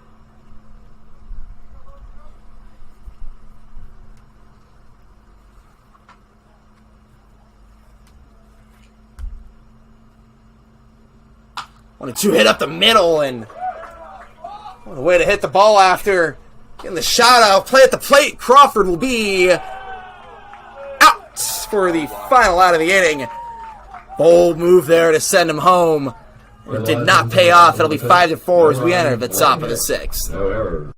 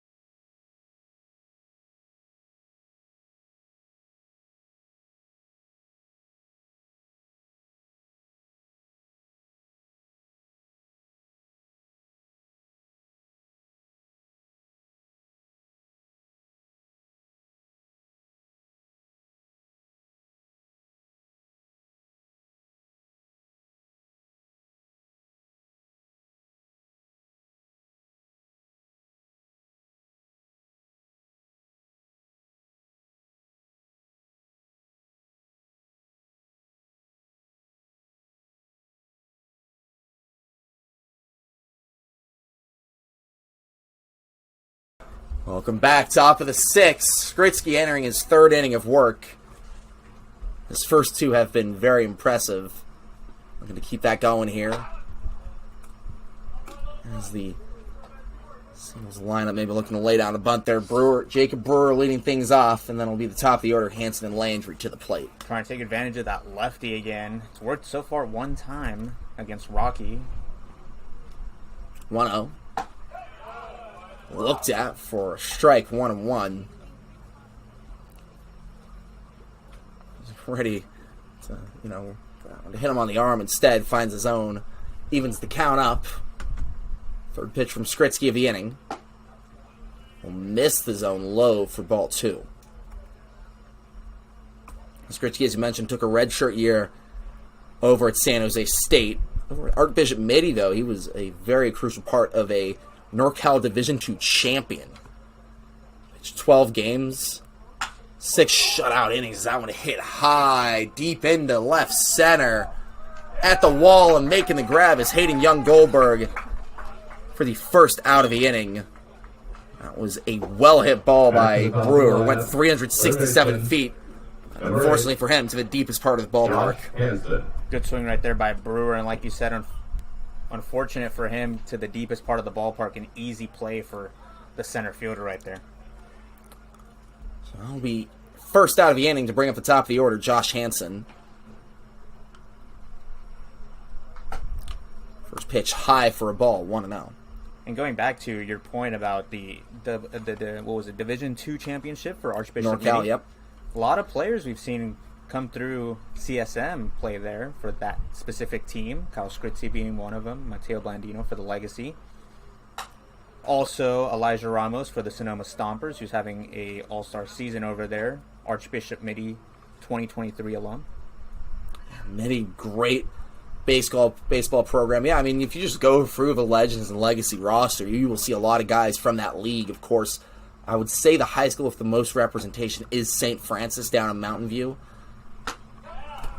As the 1-1 will find the zone 1 and 2. But you also get, your middies. That's probably the second most. We got a lot of Bellarmine Bells on the Legacy team.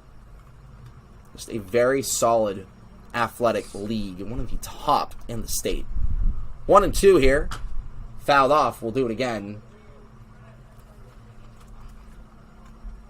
The Bellarmine Bells. The oldest secondary schools west of the Mississippi. That's definitely been one of my favorite parts about this summer, is getting to learn all the schools up here. Of course, being from Southern California, don't really get to hear about them a lot. Learning more about the Bay Area. Good correction on Sam Bruno saying, just south and then correcting it to north. Still got to figure out my north, south, east, and west. Obviously, different area, not really familiar with it, but I was able to surmise that it was up to 101. How have you enjoyed this summer in the Bay so far, just being in this area? Very different than Southern California, I feel like. Yeah, it's a little bit more windy, I would say. It's also a little bit cooler.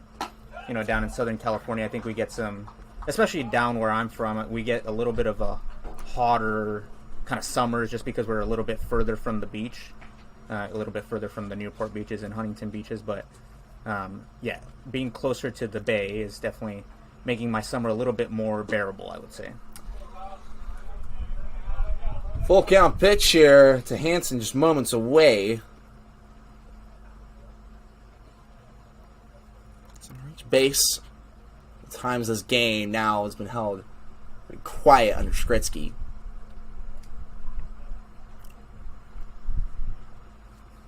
3-2 from the lefty. Hit high. Over to Smith. Will get past him, though. Wants the runner to get on. There's kind of, the inexperience maybe showing at third base. Yeah, on a high chopper, I don't know if he ever really had a play right there, but still would have liked to see him make an effort. I mean, it would have been really fun to see Baskin Smith, an outfielder, try and fire off a throw to first. The guy with a great arm that we've seen on the mound. So that'll bring up Landry with 1 on, 1 out.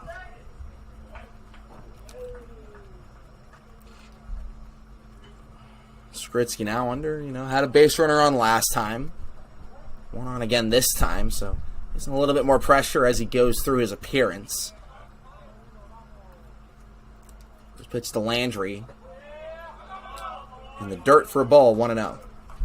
Good block right there by Derek Cruz. Really has made himself known in these few games we've seen him here with the Legends. Very impressed with his play. Landry last time around almost hit a home run, but it just went foul. So has some pop on his bat, has some speed on the base path as well. You do not want to get this man on, as that one gets away from Skritsky. 2-0. Great play by Cruz to stop the runner from advancing there on the wild pitch. Yeah, two good plays right there from Derek Cruz. Really makes up for the pass ball he had in the first inning. A lot more cleaner defense we've seen as the game has progressed. 2 balls, no strikes. 1 out, 1 on to Landry. And that one will get away 3-0. One of the first at-bats we've seen Skritsky falling behind in the count, as opposed to, getting into 2 strikes very quickly. And still nobody warming for the Legends, so I would assume it's going to be his inning unless he gets into some really big trouble here. 3-0 will miss. 4-pitch walk, puts 2 on to bring up the 3-0 hitter, Ryan Lordier. The batter, designated hitter, number 17, Ryan Laurier. That was pretty tough right there. 2 on now, 1 out. As Cruz just having a word. Saldana also will come out of the dugout. Kind of gives himself a moment to talk things over. We'll be back very shortly.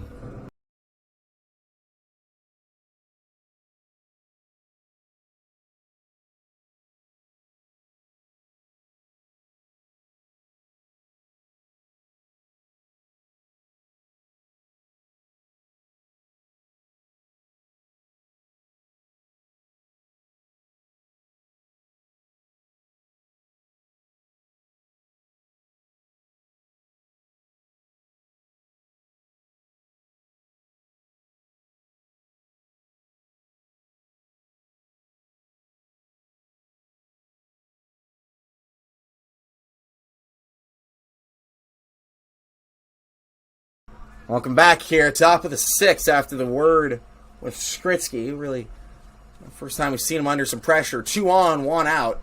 Seagulls looking to take control of a game. Once again, that one fouled off. Good way to start the at-bat. Always important to get that strike 1, as we see Skritsky do right there. Yeah, problem was with the last 2 batters was falling behind the count. First pitch in your favor, really nice if you're Skritsky, although he misses there, 1-1.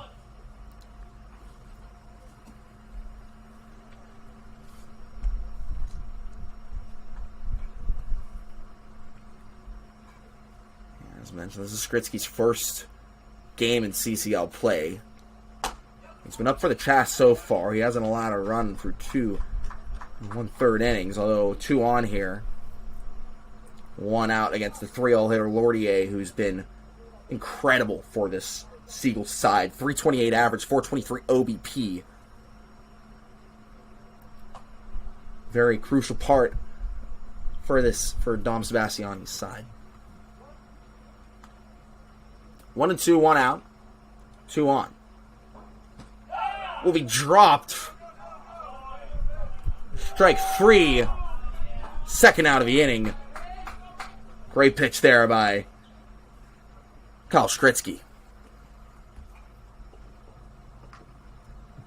Batter, right fielder, number 10, Andrew Tinsley. So that'll bring up Andrew Tinsley here.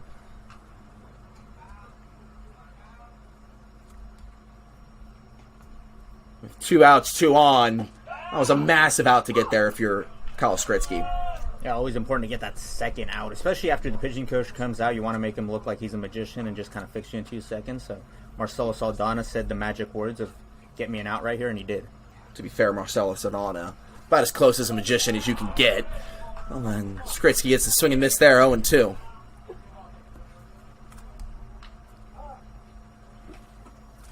Great pitch there by Skritsky. I mean, really fooled the batter, Tinsley. He's now behind the count, 0-2. He was way out ahead of that one.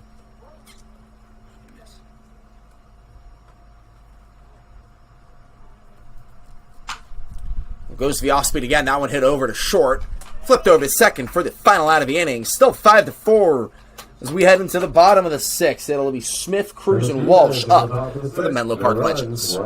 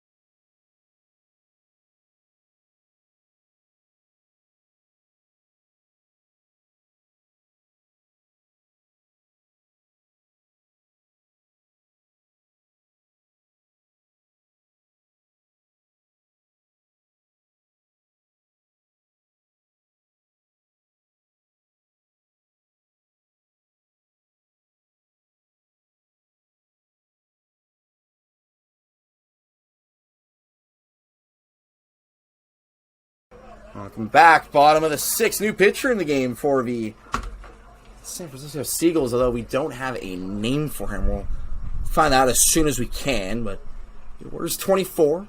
He's left-handed. That one will be high. First pitch to Smith. Called for a ball. Barrios had a pretty solid couple innings for the Seagulls. Really shut down a Legends lineup that was really hot in that 3rd inning. Came in and got you into the bottom of the 6th with no more damage done. And you go back to how that even happened. I mean, Barrios came in and he immediately threw 3 balls, and he was 1 pitch away from really that inning getting out of control for the Seagulls. Instead, he stopped the bleeding and got those 2 quick outs and then was lights out after that. The new guy in as well. Falling behind early, 3-0. Just a little bit of a trend for the Seagulls bullpen staff, maybe. Let's see if he comes back here against Smith. And finds his own 3-1. And in fact, it was Smith who was facing Barrios his first time around. So it'll be 3-1 to Vaskin Smith. Fouls that one off, 3-2.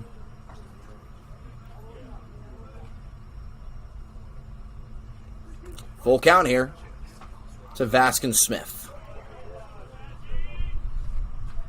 And that'll hit him. And they say he went around, actually. That is a tough call for the Legends, who really could have used the leadoff man on. Chris DeBoo, furious after seeing his guy hit. Umpire just gives him a little Michael Jordan shoulder shrug. I don't think we're going to get a change on this call. That will be the first out of the inning. Yeah, and that call's always tough to make as an umpire. It's really a fine line. It did look like he kind of made an unusual movement, but the pitch was pretty close to him, and he did kind of, I wouldn't say lean into it, but he turned his back so it didn't hit him square on the arm. Which, I mean, it's just like a fair thing to do if you're Vaskin Smith, as we just got Wilbur Barrios' line 2 2/3, no hits, no walks, no strikeouts on 41 pitches, 0 earned runs. It's about as clean as a day as you can have on the mound. Yeah, DeBoo very, very animated right now. Yeah, he's definitely gotten more animated as the conversation's gone on. Umpire says you can disagree if you like, and that's okay. DeBoo still getting in stance, just kind of reminiscing on his own playing days. Yeah, it's the beauty of being at the actual baseball game is you get to hear it live and you don't have to rely on a hot mic. You didn't need the hot mic for that one either. No, you didn't. I can tell you what most of the things were said. I can't tell you what was just said by Chris DeBoo. It'll be one out here to bring up Derek Cruz. Derek Cruz. 55 off the elbow, if you were wondering, of Vaskin Smith on that one. We got an exit velocity on that. Instead, I would normally put you on, although that time did not, so he went around. So we want to know who to Cruz with one out, nobody on. 1-0 fouled off, evens the count up at 1-1. Cruz started the rally in the third, since then has been quiet. Was the final out in that third inning as well.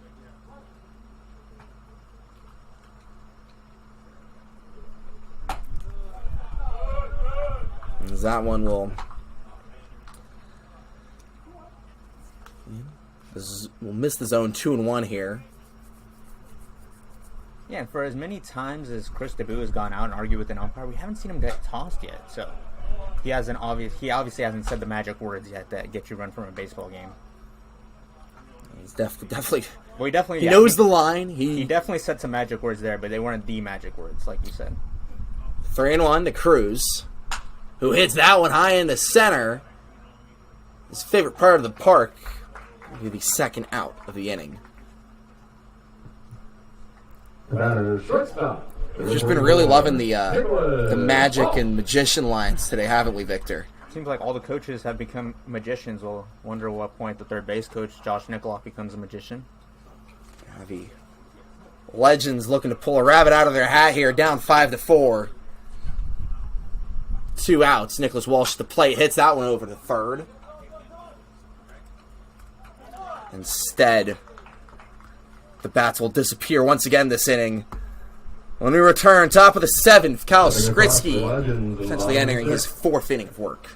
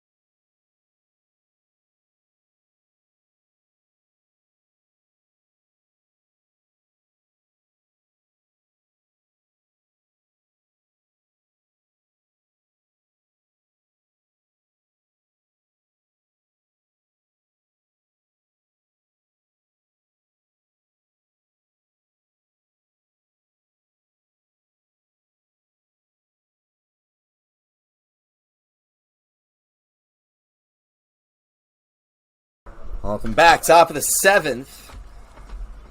New defense change here for the Legends. Kane and Treese coming over at third. As that one will be hit over into center field for a leadoff single by Ethan Roan. Skritsky showing some signs of damage in the 6th. Got out of it that time, but leadoff single. Definitely showing that, maybe he's been a little longer outing than what he was maybe expecting. Pinch runner. Right out. And yeah, we'll be getting a pinch runner here for the San Francisco Seagulls. It will be Jake Barber into the game. Ladies and gentlemen, at first base for the Seagulls, running for Rowan, number 4, Jake Barber. The batter, shortstop, number 11, James Barber, who's been a very solid hitter for the Seagulls lineup, will be coming in as the pinch runner, and that will be dropped by Cruz, 1-0. And we do have an arm warming up in the bullpen for the Legends of righty. 1-0 to James Bowes. Who hits that one over to short, fielded by Quinn, and the throw will not be made. Yeah, it'll be Chris Walsh warming up over. Excuse me, yes. I've been all over the place here. Nicholas Walsh Josh Algren makes the play over at short, but didn't get the throw. And Michael Taylor, the All-Star, is warming up in the bullpen for the Legends. 1-0 here with 2 on. Showing bunt high, gets away from Skritsky, and yeah, that was a tough one there. Gets away from him. Both runners advance into scoring position. The Seagulls looking to score the first run since the 3rd inning, their first run since the 2nd.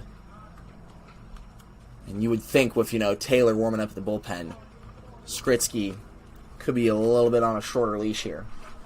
Yeah, and Skritsky had been very solid for the Legends so far during his outing, but a little bit erratic here as he approaches the end of his outing. That one hit high into center. Both runs will tag. That will be a sac fly to score a run. Runner's also safe at first. He'll be heading home. And that will be a 2-run sac fly to score the first run of the game since the 3rd. It will now be 7-4 in favor of the Seagulls. And that was a really tough play right there. The center fielder, young Goldberg, sent that back into the infield, and he threw it to third base. It kind of double bounced, and it didn't necessarily look like a tricky play for Kane and Treese to get in front of it, but he just kind of nonchalantly waved his glove at it and let it go by him. First inning of work for Treese in the field, and he had a hard time maybe getting adjusted as Christabou leaves the dugout, pulls Kyle Skritsky from the game. When we return, it will be Michael Taylor up from Menlo Park.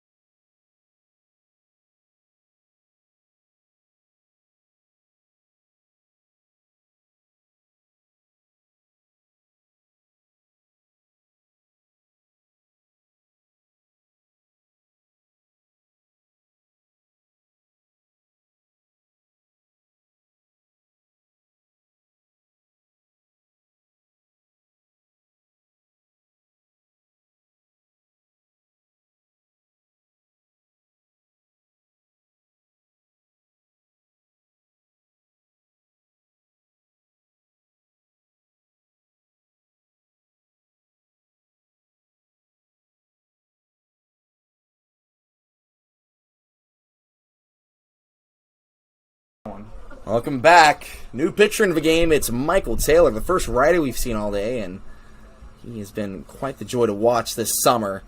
All-star, as that bunt is laid down, will get past Taylor and will score the run. Gets away from the second baseman, Ujimori.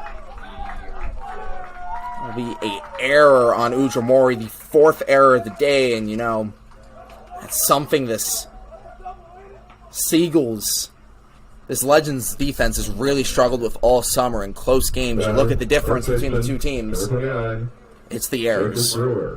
Yeah, especially as of late. I think they were getting away with it a lot at the beginning of the season, and like you mentioned, kind of some sloppy play, but the defense was pretty good up until pretty much the calendar turned into July, and then a lot of sloppiness going on, especially on the defensive part of things for the Legends. Seagulls going for another bunt, really loving laying down those bunts. Taylor there, 92 miles an hour. Yeah, I was just about to say, that's probably his max for the entire summer. We've seen him up to 91, not yet 92.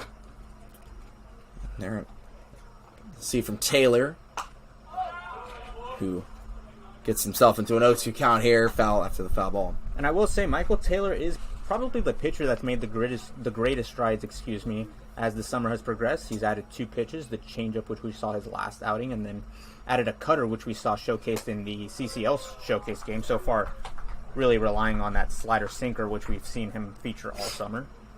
Yeah, definitely been the go-tos for Taylor. 1-2 here.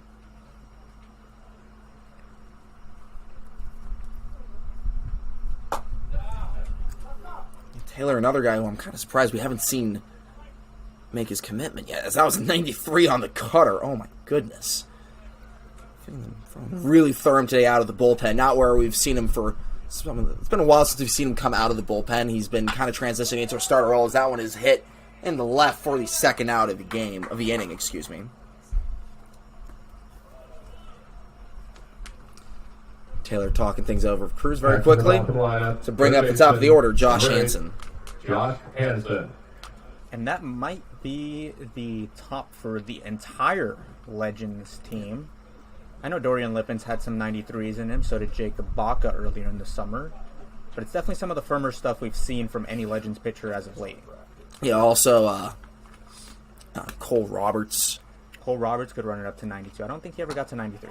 But I think he was kind of that guy that hit the high velo numbers the most consistently out of all the staff. Like, he was able to throw 90 to 92 for a lot of his, appearances. Yeah, especially towards that back end of his summer where he faced the Stompers. We saw him pretty much for 5 innings consistently, 89, 92.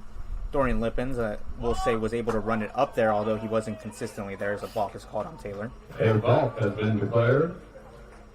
So that'll advance the runner to third. It seems to me like just in the last week we've seen more balks than we have the entire summer up until that. I think 4 in the last week. 0-1. To Hansen, who hits that one weakly. Taylor going to make the play defensively, and there's some pitcher defense for a little PFP to end the top of the 7th. 3 runs. 2 runs come across the plate. It'll be 7-4 as we enter the 7th inning stretch.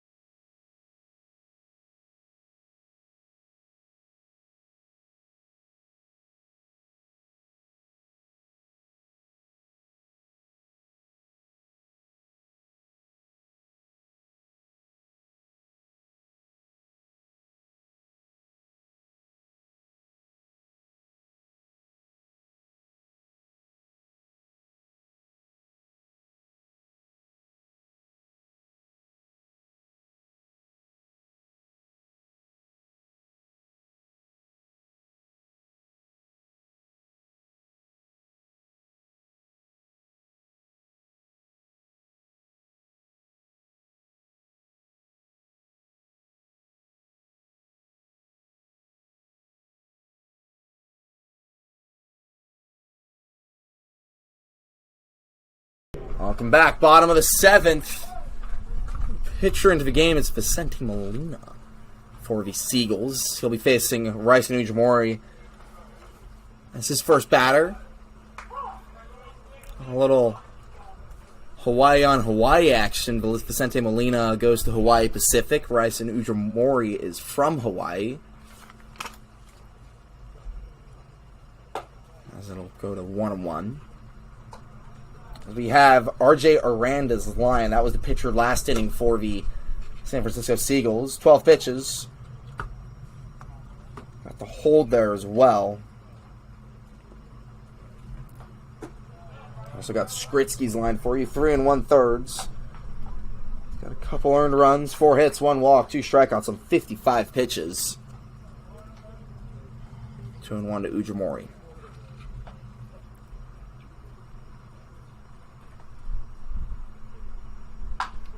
He rips that one foul, 2-2. Evens the count up. Ujimori, as we mentioned, guy that can hit the ball hard.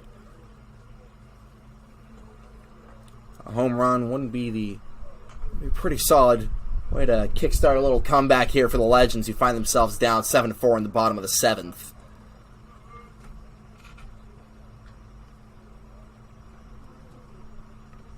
Especially with a lineup that's shown a little bit more life after the All-Star break, although not a good way to start it. Strikeout first of the day for Molina brings up the top of the order, Hayden Young Goldberg. And the Legends have really put together that one good inning where they were seeing the ball well, taking their walks, getting their hit by pitches. But since then and before that, really not a lot doing for the Legends on the offensive side of things. Let's see if Hayden Young Goldberg can get something going. That one ripped down the line, but goes foul just on the sign 0-1. That was a really nice hit ball by Young Goldberg. Talked about the coaches being magicians. Marcelo Saldana at first base trying to keep that ball fair and couldn't, unfortunately. Telekinesis not in his powers. 0-1 here to Young Goldberg. The Palo Alto native.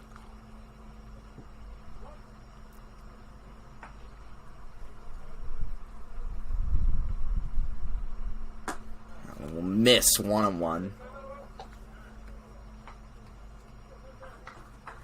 Young Goldberg, as we just kind of been talking about, just all summer really, nothing but praise for him. Leadoff hitter for Chris DeBoo's side. He is second in the team in OBP, just behind Jordan Crawford, as he swing and miss there, fall behind 1-2. Also plays a great center field, as we saw in the first inning. Made a diving catch to end the top of the first. Had to make a lot of tough throws to tag out runners. Have to do so today, as time is called. Count at 1-2. Young Goldberg just trying to settle into this at-bat, his first time facing Molina today.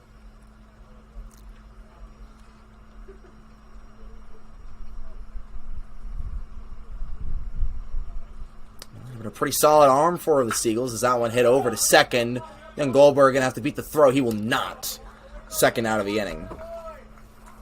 Yeah, I was saying Molina, 3.77 ERA,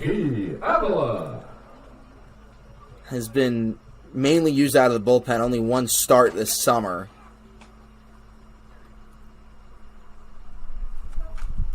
Brings up JP Avila with 2 outs, nobody on. We just heard Hayden Young Goldberg slam his helmet in frustration. It's something that obviously a lot of baseball players do. Obviously, they always want to contribute for their team, but in a situation where you're down 3 runs, you got to kind of put that behind you and start working towards the next at-bat. It's, just kind of flush it a little bit. And obviously, some players do flush it just by getting a little bit of that frustration out. Time is called, and Molina just tosses that ball away. Didn't like it. Gives it back to the Legends dugout. Pitchers are very particular about their baseball, so not really surprising. I think that might be the first time we've seen that all summer, though. So, another first here at CSM. 1-0 to Avila. Swing and miss. 1-1.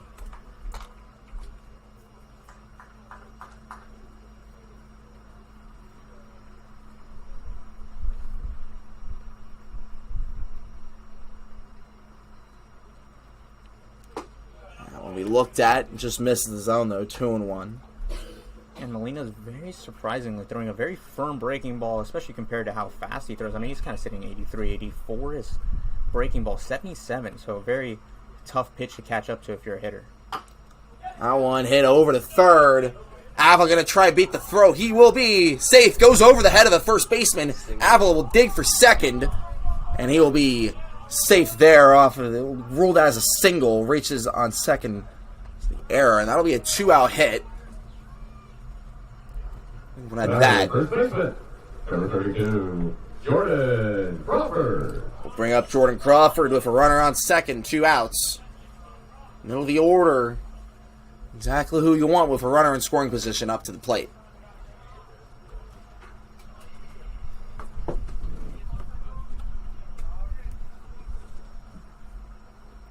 The man you want up if you're the Legends right now. Jordan Crawford has been so good with runners in scoring position the entire summer.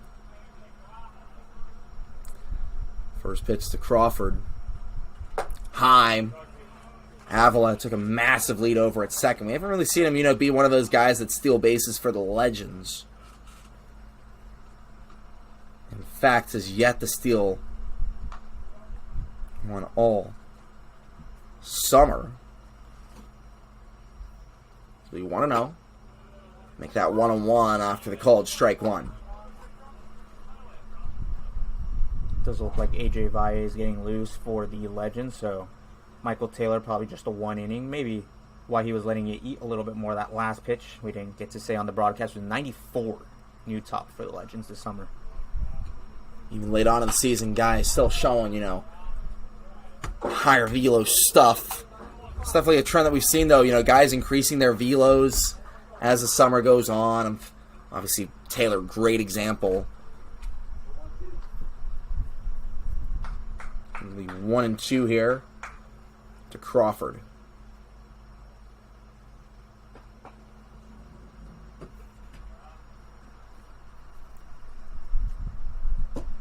Takes that one low for a ball, evens it up. Good take there by the first baseman.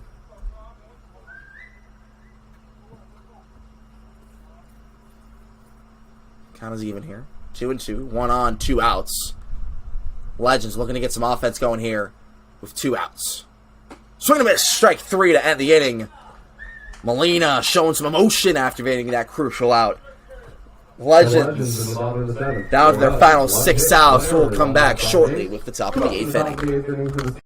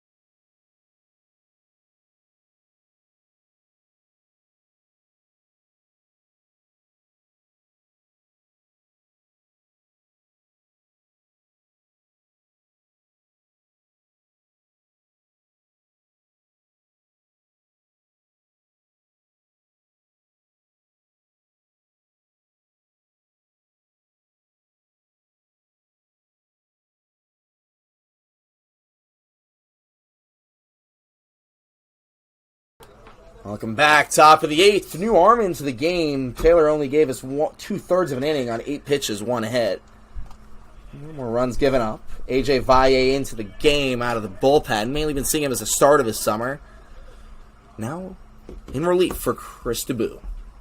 Yeah, and maybe saving Michael Taylor for that slow trip that the Legends have coming up. Very consequential trip for their season. Oh, I mean, yeah, just if you look at the standings, though, I feel like the door might have been shut on a Legends playoff attempt, which we'll have a chance again next summer. Sure, but if you're Chris DeBoo, I mean, knowing that guy, he's a winner, man. I mean, he wants to go out there and he wants to win every single game, regardless of what the standings look like, regardless of any kind of losing streak. And, you know, you could always play spoiler as well. Always fun to do that. Oh, totally. This Legends side is always down for some chaos here. 2-1 to Landry.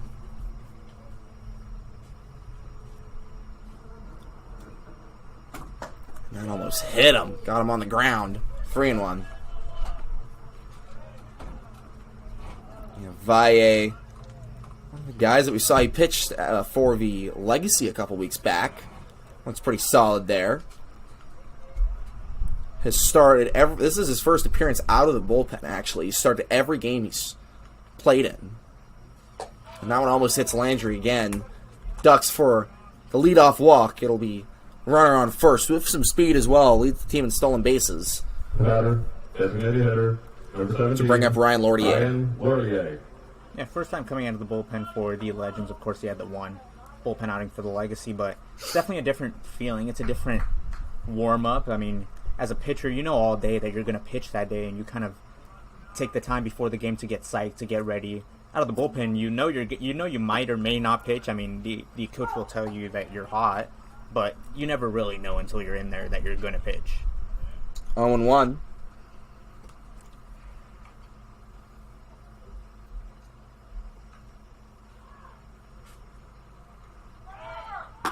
Landry takes off. Throw comes in. It will not be in time.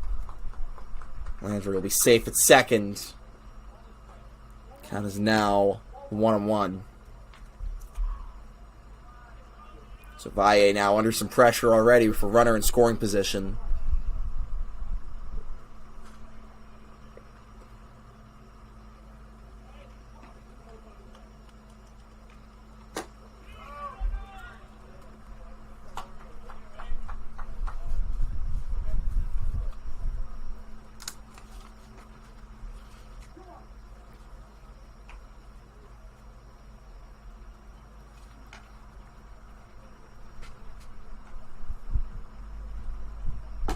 One pitch will miss, brings the count to 3-1. This will be, the last. This is unfortunately the last game that the Legends will be playing here at CSM. Of course, afterwards they have some really tough road trips. They'll be heading over to San Luis Obispo next, before going over to Sonoma for a weekend series, and then closing it out with a game in Walnut Creek.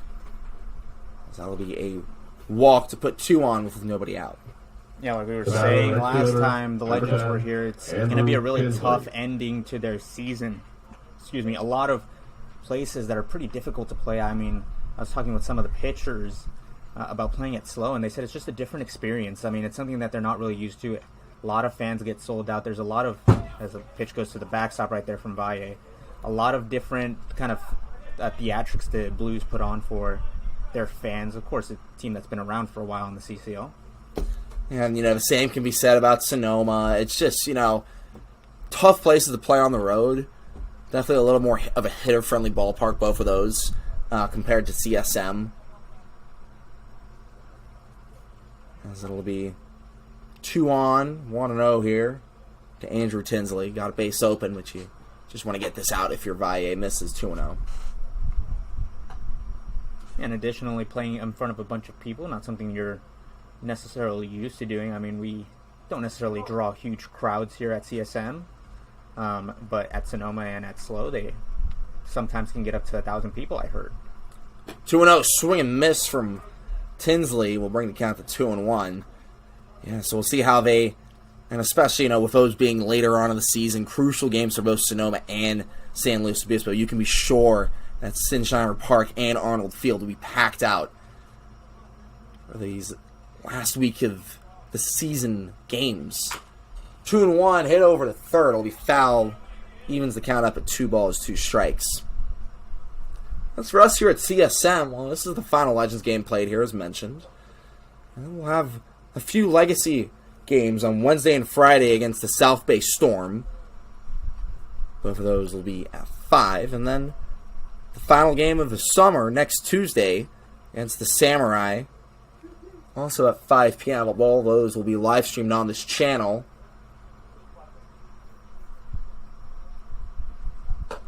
So 2 pitch will miss from Valle. Brings the count to full, 3-2.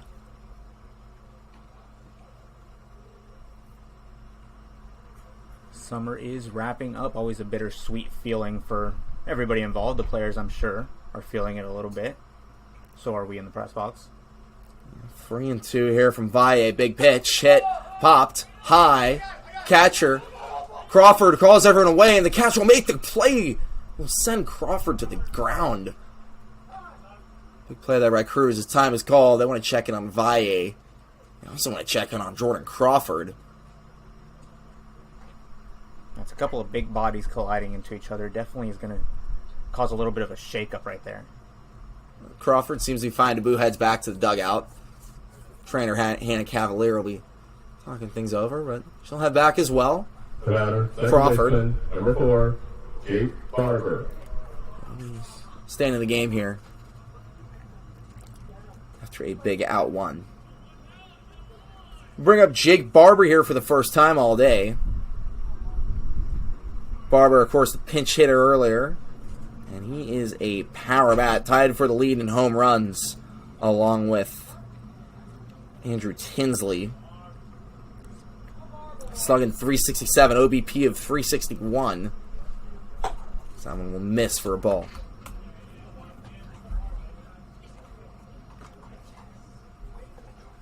1-0. 1 out here in the top of the 8th.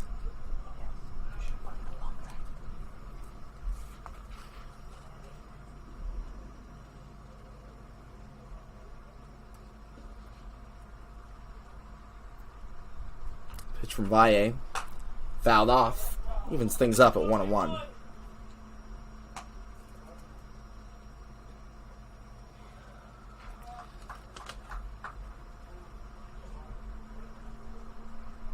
It's been a really fun doing the Legends games this summer. It gives you a lot of entertaining moments. This for a ball 2-1. Just thinking back, it was fun having Richard Keel up here. A lot of really just fun pitchers. That's kind of the main thing that stood out to me about this Legends side. Obviously, Richard Keel and Dawson Raddick, 2 of the funkier releases in the entire league. Both of them pitching from very low. Raddick basically touching the ground. Yeah, and I will say with the Legends being a first-year CCL affiliate, CCL member, they have to be a little bit more creative. They're obviously not as established as the Stompers or the Crawdads to get all these big arms. I mean, we just saw the Crawdads have a guy throwing 95 miles an hour. The Legends don't have the luxury to be able to go out and recruit those guys.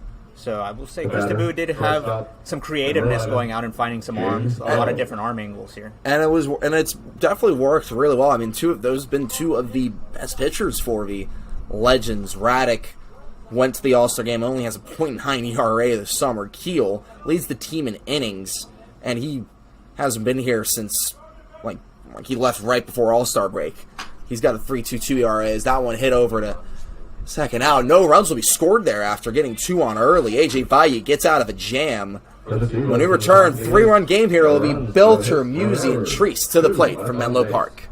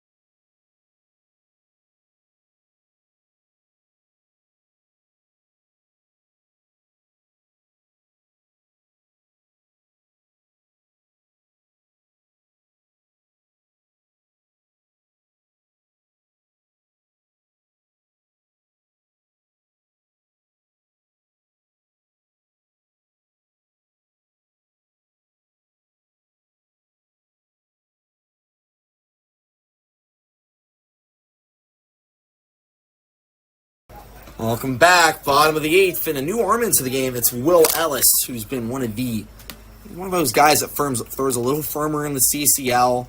Especially for the Seagulls, I think he might be the fastest velo out of everyone in that pitching staff. And you see it there. First pitch, 89 miles an hour. Swing and miss by Belter, 0-1. Have Vicente Molina's line, 1 inning, 18 pitches, 2 strikeouts, 1 hit. He'll also be credited with a hold if the result holds. Count will go to 0-2. If you should look at Ellis, he has gotten .41 ERA out of the bullpen. 22 innings as well out of the bullpen. So he's really just a guy that Bastiani, the manager of the Seagulls, goes to just to get results like this. He's been their late inning guy all season, and he's gotten the job done as of now. 5 saves this summer. As that one was fouled off to keep the count at 1-2. If the Seagulls, don't score any more runs, I think he would be credited with the save here as well. Yeah, if he stays out there for the next inning as well, which I assume he will, just considering the fact that he's probably their best bullpen arm. That one hit over to short. Belter won't get it there in time. It was close, but it will be credited as that's an out. Brings up Logan Musey. Logan Musey. Up to face the Oklahoma Baptist University righty.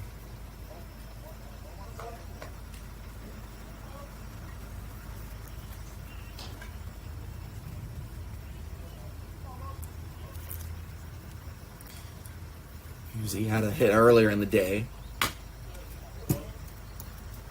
Almost scored Jordan Crawford, but he was out at the plate. As the count will go to 0-1.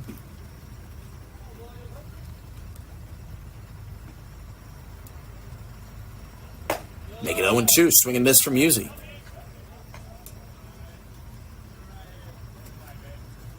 Seen a lot of velo today. William Ellis bringing it up to 90-91. Of course, Michael Taylor last time in the 7th inning, going up to 94. As Musey will hit that one in the left center gap, it will be fielded by Landry, who covered a lot of ground there to make the out. It'll be 2 quick outs here from Will Ellis. Exactly what you want to see from your high leverage arm if you're Sebastiani here, getting 2 very quick outs here from the middle of the order. Ronald Rocky now on foul balls, the starting pitcher. We did see him last time against the Tigers taking at bat and then go back to foul balls. So maybe just a guy that enjoys the leisureness of getting foul balls. Brings up Kanan Treese here, who will take that one for a strike, 0-1. Treese came into the game for Baskin Smith, who is having some hard time at third base, making plays defensively. We'll miss for a ball, evens it up.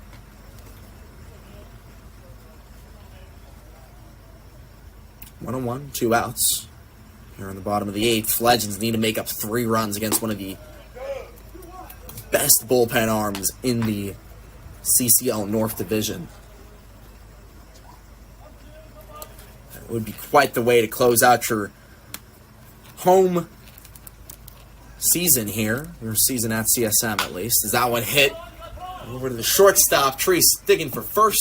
As it'll get away from the first baseman. It'll be an error on the shortstop. Treese will comfortably reach second. So maybe provide some life here for the Legends. Number 4, Derek Cruz. We'll bring up Derek Cruz with a runner on second, who is staying out there. As Marcelo Saldana, first base coach, collects his gloves. Looked like a very routine ground ball right there. Just couldn't really make an accurate throw right there. Even heard the catcher say he got time. So. And he says it again, he got time, fielded by the second baseman. That one will be the final out of the inning. And the game's over because of lighting conditions. It's getting a little dark here at CSM, and that's ball game. And that is quite the abrupt way to end the Legends year at CSM, but What a year it was.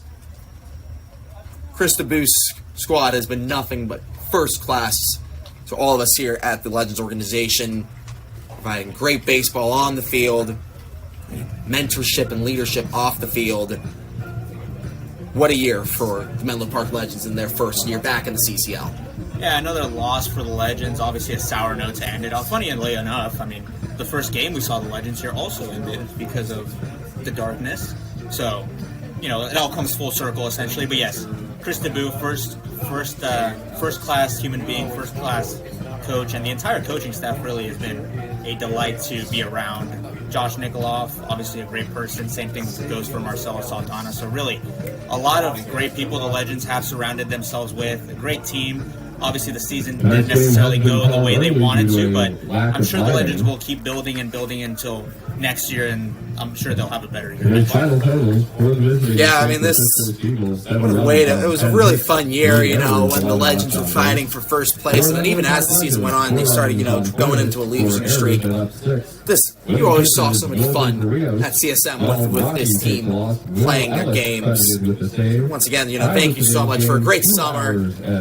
We'll be back here on Wednesday as the Legacy close out their year of some non-conference games, but that is the final league game we will see here at CSM. For Victor Martinez and everyone else with Legends Baseball, I'm Nate Martin. Thank you so much.